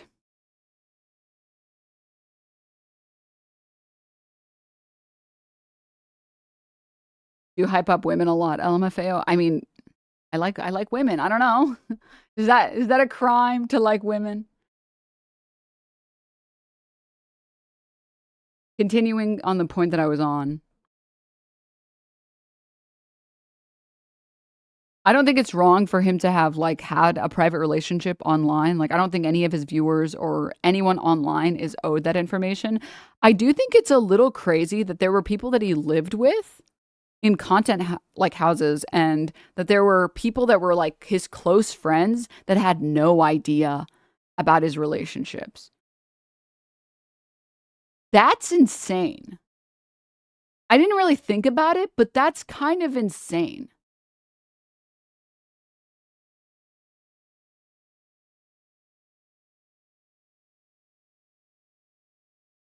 How are you friends with someone and you've never... Because I will tell you, in the content space, like behind the scenes, people are pretty comfortable talking about their relationship status, because I think that there is like a mutual understanding that whatever you do or don't do, that doesn't deserve to be in the public face and the public eye, and that person didn't do anything to deserve it. And like, it's kind of off limits. I have found that everyone is public about it in the behind the scenes, because everybody else respects that that's not public information, and it's morally abhorrent to bring that up. If you want to hate someone or disagree with them or shit on them, you can do that, and it's all good. But exposing people's relationships is such a big no-no. It's such a social faux pas that, in my experience, no one ever talks about that stuff publicly or does it. And it's good. I think it's good. I think it's fine. Never talking about your relationship that you've been in for 5 years with any of your friends or your roommates is a little insane. That feels like a major part of your life, and you didn't share it ever? How? How are you in a content house with a bunch of other streamers and no one knew? That's insane. For years is crazy. But yeah, we'll continue on from here. Someone said, "Can I get a TLDR on Sykkuno?" From what I've seen, this entire thing started because there was one woman that made a twit longer about her experience with Sykkuno, and she said that she was 19 and she was talking to him, and I think that she was suggesting that they were basically like dating, e-dating, and that he lied to her and said that he was not in a relationship, and he was. And then so she uploaded this document basically saying that, he's lied to her and he's been cheating on his girlfriend. And there were other parts in there that I disagreed with the framing. So I'm not going to mention them because I don't think it strengthens anything. And then recently I've seen other people talking about their experiences and talking about getting messages from him. And then I've seen other people accusing him of being predatory. And then I think that was everything that I saw. And exactly what I was worried about, by the way, happened, where the original document that came out, the framing of it was more egregious than it should have been. So now, if there are actual victims that want to come out, they're not going to be taken seriously and they're not going to be treated with empathy. And I've already seen it happening where people are talking about their experiences, where I think normally people online would be more generous and more willing to be empathetic. And now all of these people are just getting super harassed. And no one is talking about, like, I think personally, if all of these women work together to find the cringiest screenshots that this guy has ever sent, like my XP bar is low, I think they would have destroyed his reputation way more than the original poster writing that he's a master manipulator. Because I think humiliation is a more effective strategy sometimes than social shaming. And I guarantee you, if he was telling some women, my XP bar is low. Also, oh my God, why does he talk like that? I think it would have been a slam dunk. And we'll talk about it more this weekend. But the Deku voice, dude, I saw a clip for the first time ever, and I was dying of cringe. But this goes back, I was talking about this, it just came out, this document just came out, and exactly what I was saying that I was worried about happened. My girlfriend wanted to share her experience. Below is a message written by her. Hi there, I wanted to start by saying thank you to those who have been checking on me and wishing me well during such a difficult time. It's been extremely heartbreaking to learn everything I know now, and going through this has been one of the hardest things I've ever been put through in my life. I've been tossed around from all sides. Me and my reality have been continuously shattered. Though no matter how broken I am, I never wanted this to be public. It deeply hurts me that I wasn't given a choice in that, or even just warned that this would be happening at all. I didn't want this. Even after the fact, I wish they would have at least checked in on me or asked me how I felt about everything, but I haven't heard anything from the people involved since this all came out. I understand that those involved with him have been hurt as well, but I don't believe my feelings were considered in this situation at all. Having my worst fears become reality and then put on full display and used for profit for everyone to see is absolutely mortifying. It truly feels like a nightmare. It was already hard enough trying to work through things in private. This has just added another layer of difficulty and stress on top of everything. It's made it so much harder for me to cope. Prior to all of this becoming public, we were already making changes to improve our relationship, and while I could have chosen to leave, I ultimately made the decision to stay with the hopes of repairing our relationship together. Even though all of the things I've learned are incredibly disappointing and shocking, I don't think that they are irredeemable. It's been hard handling things unfolding this way, but I believe this will be a step in the right direction. With time, I hope everyone can focus on healing and being better versions of themselves.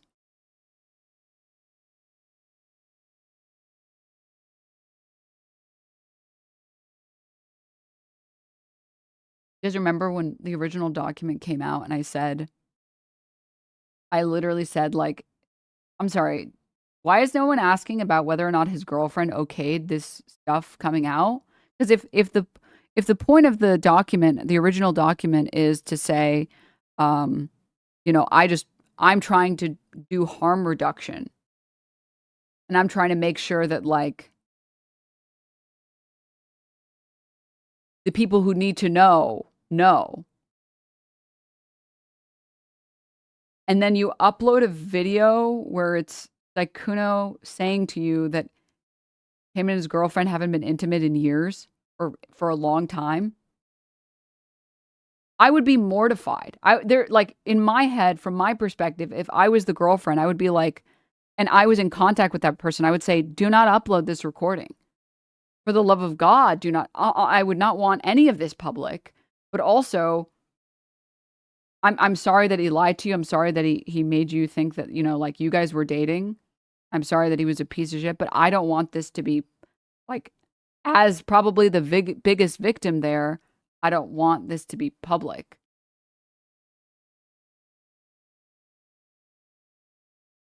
And no one seemed to care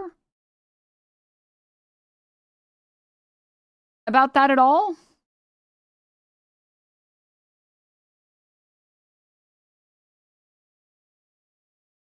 At least there's been a multi-year relationship. It's easy for us outsiders to say she should have cut it off. Really, let them handle this shit in private. I mean, from my perspective, I personally would leave that relationship because of the lying, but also not my business. It's also not my business.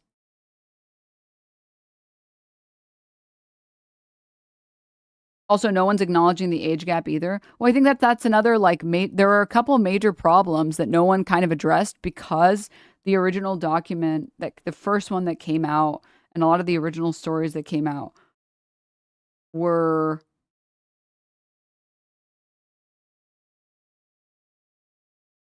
making commentary that was, I think, not warranted. Like, the original document said that he was like a sugar daddy, and the sugar daddy in question was like, this woman said, oh, I want this jacket. Oh, I want to play RE9. So he gifted her RE9 and he got her a jacket. And it's like, that's not what a sugar daddy is. Whereas if there was only an exclusive focus on, yeah, I didn't realize it at the time, but, like, you know, I was 19 and he was like 30, I think at the time too. And, like, he had so much more power in that relationship, then I think everyone would be talking about that. And it's just like this entire thing has just turned to shit.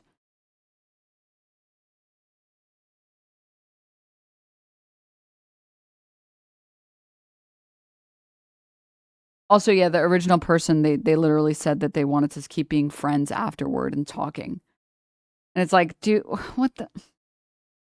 I don't think you can have it both ways. I don't think this is a master manipulator and predator, and also you still want to be with them. If I thought someone was a master manipulator and a predator, I would stop speaking to them immediately. I wouldn't be saying, like, well, we can still talk and be friends. Like, I can learn to forgive you. Like, that's, but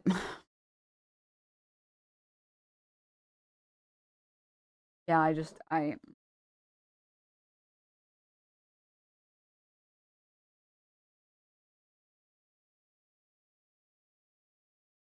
someone seems to be used to being close to their abuser trauma and or that shit, forgive the sin, not the sinner viewpoint. They were e-dating for 2 months.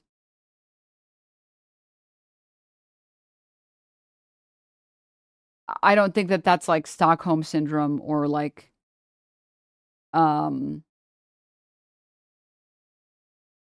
like what was it? The framing that you provided. Yeah. What constitutes e-dating, by the way? That you think you're in a relationship with someone and you guys predominantly only spend time with each other over like Discord?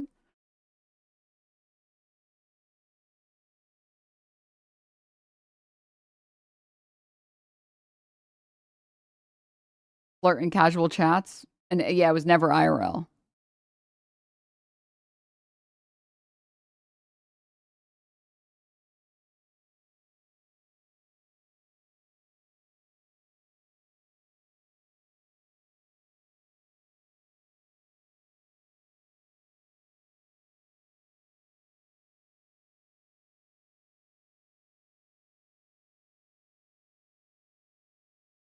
Sorry, I'm reading chat. I apologize for the silence. But yeah, I think you can say that he's a piece of shit and that man, he is probably a pretty terrible person to be lying to everyone in his life so prolifically without care about like the harm that he's causing. Yeah. Yeah.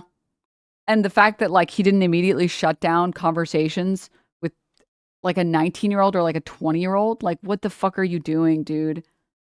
What are you doing? Like you are like that's not a trustworthy person. And exactly what I said I was worried about on the very first day that this stuff was on the timeline happened. One, no one cared about what the girlfriend wanted. Because I promise you, this is another problem. It's like optics do matter. And unfortunately, we don't live in a world where you can be imperfect and get taken seriously.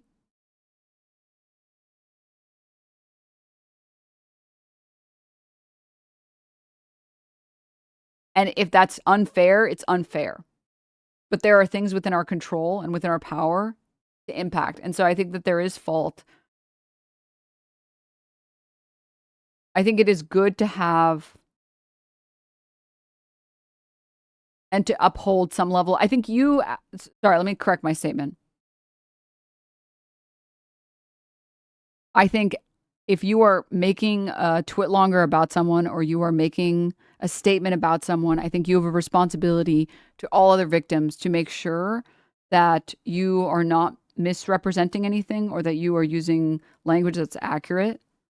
Because unfortunately, if you don't, it makes other victims' lives or victims' lives actually really difficult. And because she still wanted to be friends with him, and because like that was not, again, like there are clear instances of like financial abuse. I haven't seen any specifically with Sykkuno, or there haven't been any that I've seen online, that have been posted as far as I can tell. If someone says, "Oh, I really want this game. Oh, I really want to play RE9," and you gift that game to them, the bar for financial manipulation has not been met. If you reach out to someone and you say, "Oh, I could make your career. Oh, I could bring you on, you know. Yeah, I could easily," that's financial manipulation.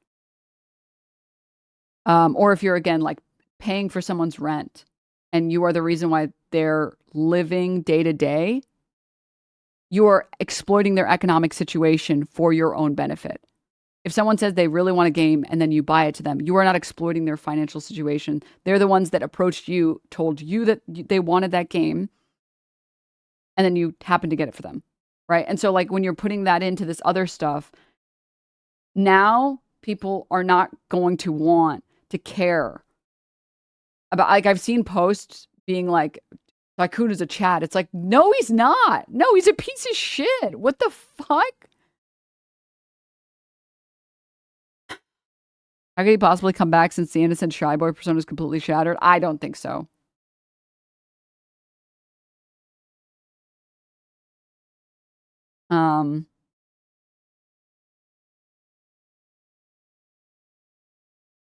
People like to forget things quickly. I think it's pretty hard to rehabilitate that, but maybe I'm wrong. I don't know.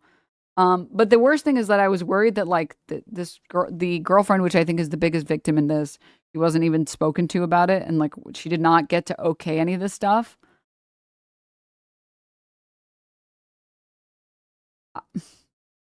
What a depressing fucking world to live in, that you wake up one day and you already know that your partner's cheating because someone else told you, and now the entire internet is talking about you. And I've already seen, like, I tried to like wipe it from my memory, people doxing his girlfriend, and I'm like,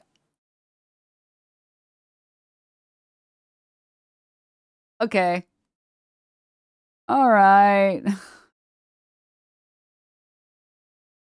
I'm glad that we care so much. Shouldn't you give her the ability to do that?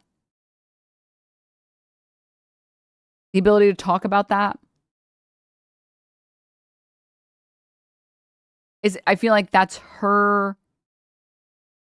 And maybe I'm mistaken about this. I don't know. In my opinion, I feel like in a relationship, the person who has the right to talk about cheating is the person who was cheated on. And if he was financially or sexually exploiting other women, the focus should be on that rather than the cheating, because the cheating is the story to tell of the girlfriend. The other stuff, I don't think his girlfriend, like, I think if you're dating someone else and the other person is like sexually assaulting people, I think you have no control over those people telling their story because that's their story. And that exists on its own as being horrible outside of cheating. Like, it doesn't matter that he cheated on his girlfriend to do something horrible, which, like, that would still be bad on its own, right? So I feel like it's like so fucked up that the cheating part became public, because shouldn't the person that makes it public be the girlfriend who is getting cheated on? And all of the other instances, if there is all of this manipulation and financial abuse and other forms of abuse, then those things should be publicized by the people who experience them. The other aspects aren't, the cheating aspect shouldn't be relevant for the other forms of abuse that you want to talk about. But multiple crimes can exist. Yeah. And I just, all of this shit is like just depressing as fuck.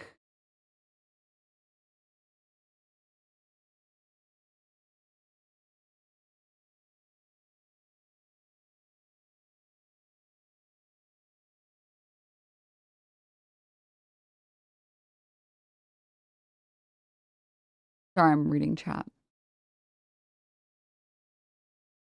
But yeah, let's all talk about. Yeah, and then don't even get me started. Don't get me started. Have you covered the CNN report on the online rape academy? I am going to do that tomorrow. There's a lot of stuff that I wanted to talk about. We didn't even get to most of the stuff that I wanted to talk about. I got sunlocked 400 times.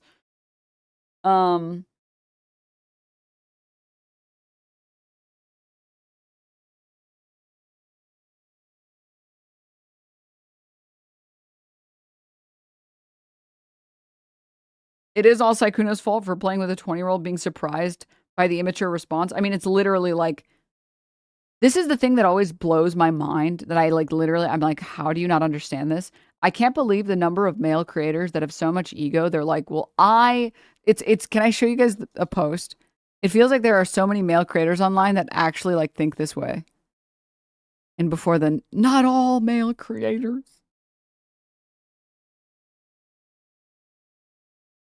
Hold up. It's going to be worth the wait. It's going to be worth the wait.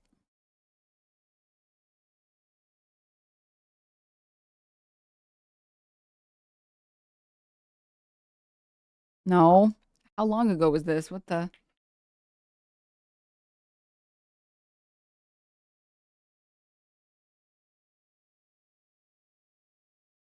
It does feel like every male creator that gets exposed, whatever the extent of that is like this exact post. No disrespect to the wizard who believe themselves to be wiser than the council, but that could never be me. I am far too wise to do something so foolish. Perhaps even wiser than the council. Or this one. RIP to everyone killed by the gods for their hubris, but I'm different and better. Maybe even better than the gods. Like it literally feels like every single one of these male creators they literally all think this. Where it's like, no offense to all the other men that got canceled for being a 30-year-old man and reaching out or being reached out to by 19 and 20-year-old women, but I just know better. I know better. It's like, dude, if you're already at that point, you're cooked. You're cooked. If someone tells you that they're 19 and you are 30 and you are a male creator, if only for fucking self-preservation, what the fuck are you doing? Like, you should immediately be able to recognize, I can't talk to you, I'm sorry. Yeah, I really can't talk to you. I can't. Sorry. Mm-mm.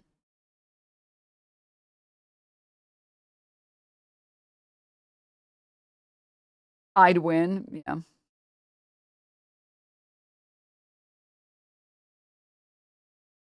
It's just such stupid behavior. It's like, I have no words for the nonsense on display.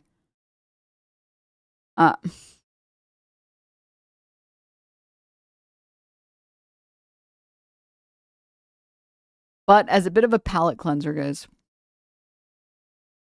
my mom said I can't talk to you. No, but actually. Because, like, let me just say, if he was only speaking to the 30-year-old women that he reached out to, because he reached out to 30-year-old women as well. And 30-year-old women reached out to him as well. And if he was only speaking to those women, no one would be calling him half of the things that they're calling him. He can still deserve those things, but people wouldn't be calling him that. But it's just so mauled-inducing. This is like...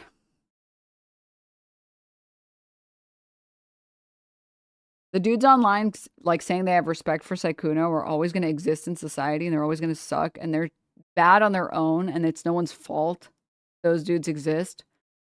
But man, is it frustrating?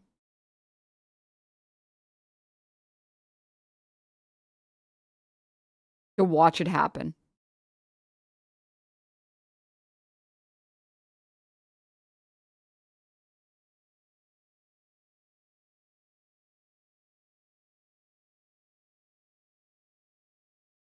But Sykkuno.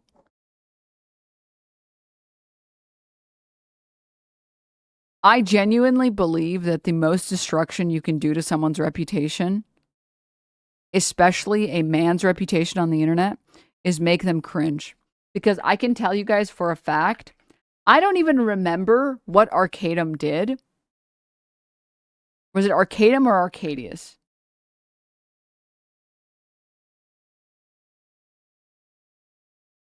It was Arcadum.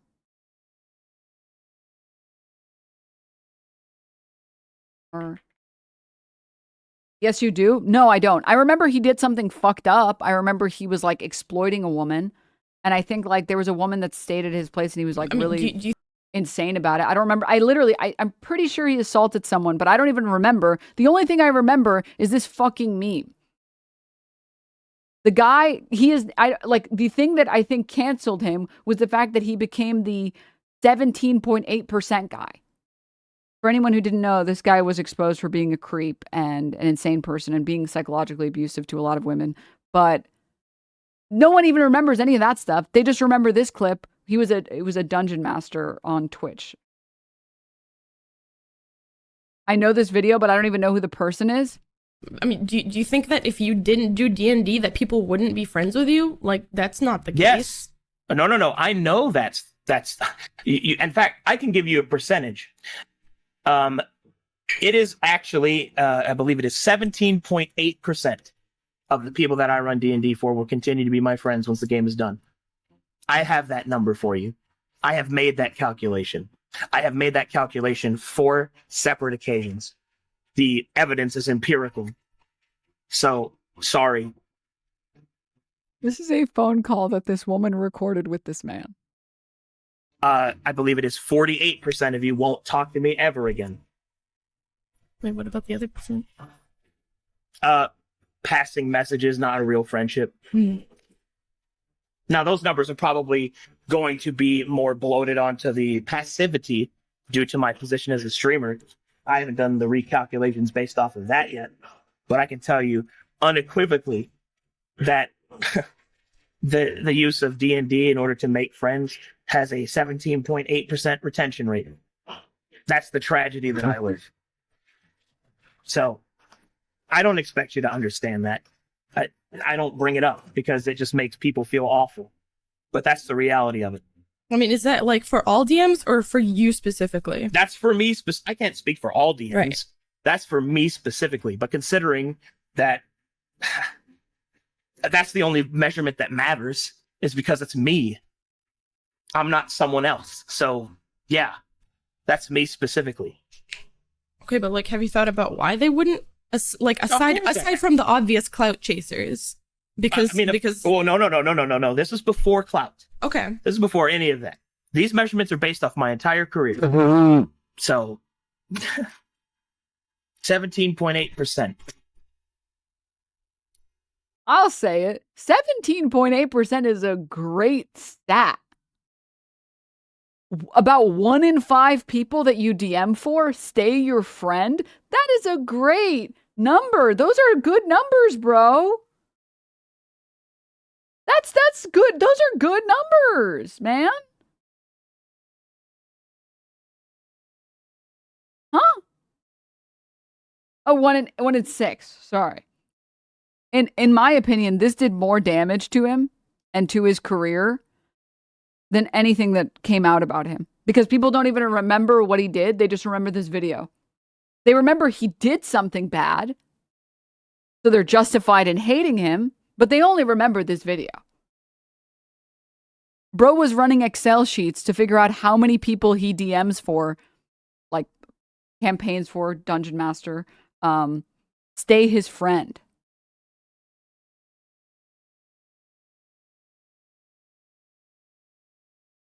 And I mean this genuinely. Like, I think clips like these have done more damage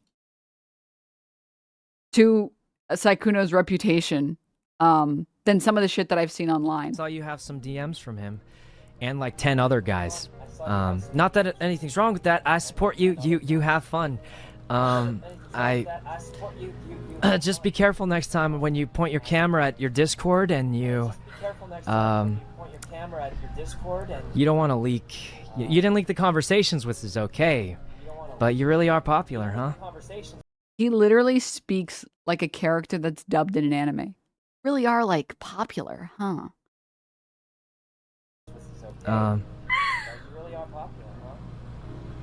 It's no need not... to murder me like that. Wait, it was a compliment. And besides, it just means that even though you're really popular, you still wanted to talk to me, right? So...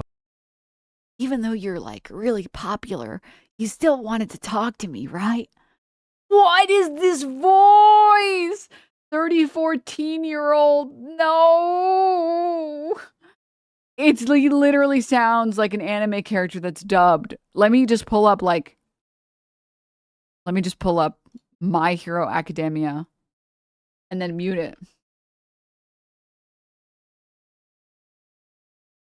Let's see. I want to see it. No, I want to see a scene between two people talking. What should I look for? Maybe like this.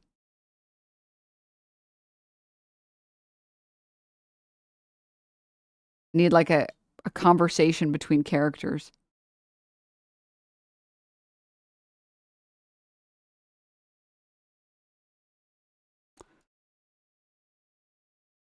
Hold up. Stay psych right now. No way this man is 34.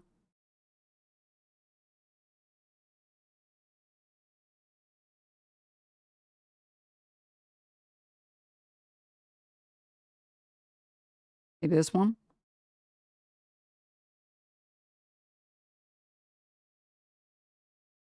What's the chick's name? The gravity chick? Deku and Bakugo? No, what's the chick's name? They've had to have had conversations, right? I remember Urara. That sounds right.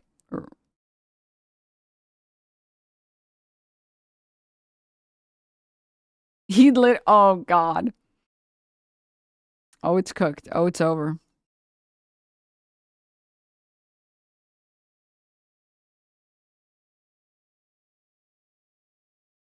Wait, it was a compliment. And besides, it just means that even though you're really popular, you No, still I wanted to didn't talk to me, right? I didn't. So I didn't link it up. Wait. Fix this.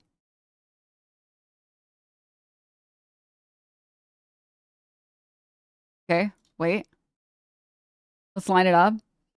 And besides, it just means that even though you're really popular, you still wanted to talk to me, right? So it makes me feel a little special in some kind of way.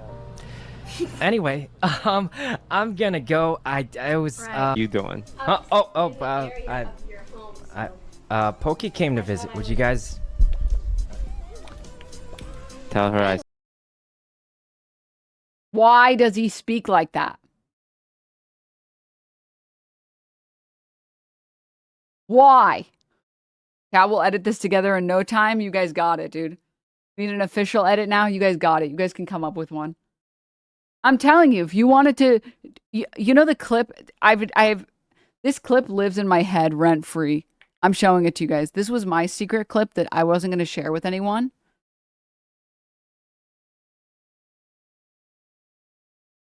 But I'm going to share it with you guys because I care about you guys, all right? But you're not allowed to share it with anyone else.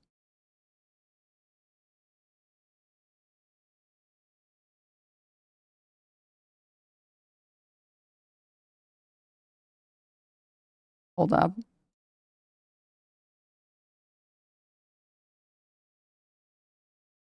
This is the Reddit moderator. He was streaming after Charlie made the video that he did. Moist Critical made the video that he did afterward. This is the hello, Spaz, Mr. CEO of Reddit. This clip is something I reference every other day. Like, it lives in my head. I can't believe it. Like, I can't believe this caption is perfect. This has to be satire, bro. I swear. This was his reaction to the Charlie video, the Moist Critical video. That is like I could just destroy Charlie by doing this. Oh shit! Like, do I do this? Two. Destroy Charlie.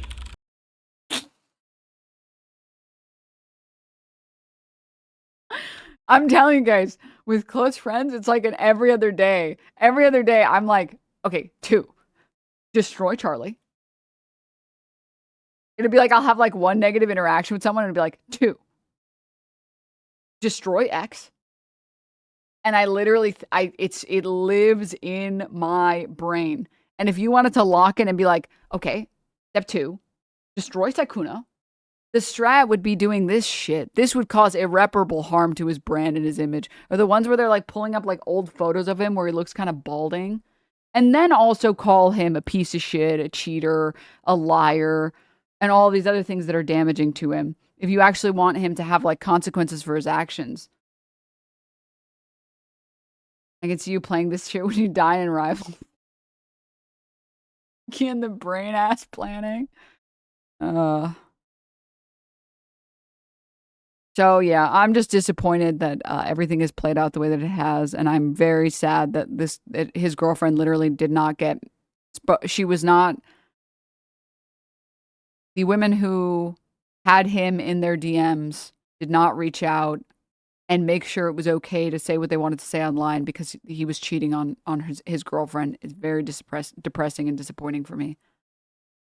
And man, what a sociopath. What a crazy person. You're lying to all your friends about being in a relationship, about not being in a relationship for years. And then you're in like how many messages? And then you're like cheating on your girlfriend with this many people? What a freak, bro. What an absolute freak. All right. But let's end on a high note. This is the last thing I'm going to show you guys for today until we break off and I see you guys tomorrow. When you start a fighting game, worst advice, in my opinion, you could receive is Why don't you just try 100 characters until you find one you like? No, man, because you don't know what you're looking for. Pick the hottest character and fucking go off. That's it. That's all you got to... Or go to icyveins.com, find the highest tier character, and then choose a character one tier below that. So anytime you lose to a higher tier character, you could be like, oh, but that's just because they play Ryu. Real fighting heads play Sagat. OP Ryu and Ken players. These low tier god posting. These low tier god posting. You should love yourself. Now, you should take a breath of that oxygen in the atmosphere. When you start a fight... He's high tier, low tier god? He's high tier god posting. Okay? You be attending the Northern Line Super Cruise? That's fake, right? He's not actually doing that. I'm sorry, like, it's not, I don't have faith in, like, those, it's real, it's not real. He canceled it? Okay, good.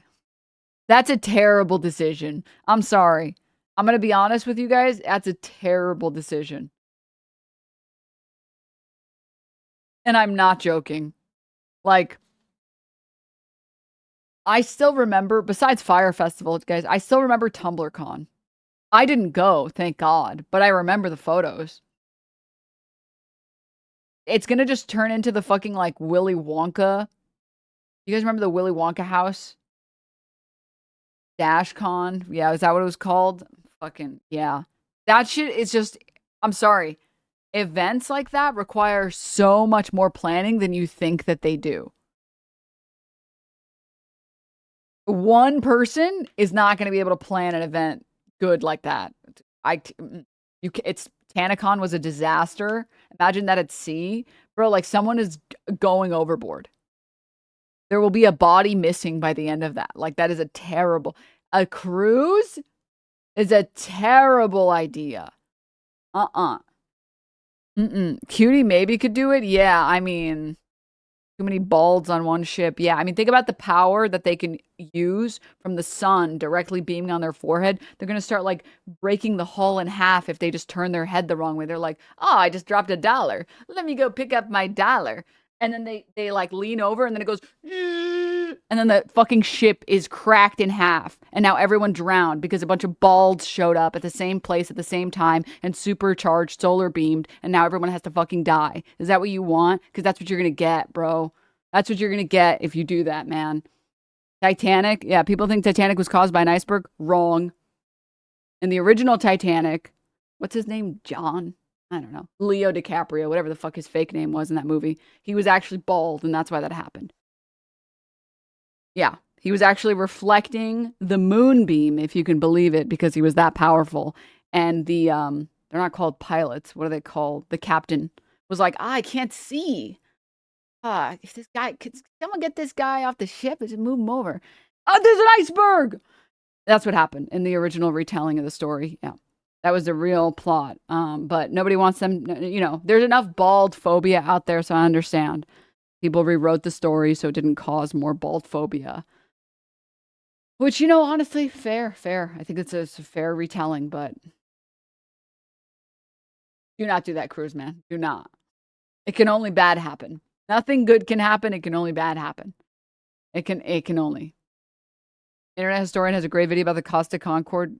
It's the only video I've watched from that guy, and it's a pretty good one. But anyways. That is going to be it for today. Sorry, we did not get to the stuff in the title. Thursday streams are always a little bit like this. I'm just haven't. How dare you, Mayor Warren? How dare you? Anyways, have a great rest of your day, everybody. Stay hydrated. Tell your homies you love them. And I will see all of you guys tomorrow for a great stream. And I'm thinking this weekend we can start unveiling some emotes. Okay. We'll see. We'll see what we'll do. Okay. Anyways, thank you guys for coming. I'll see you guys tomorrow, everybody. Bye.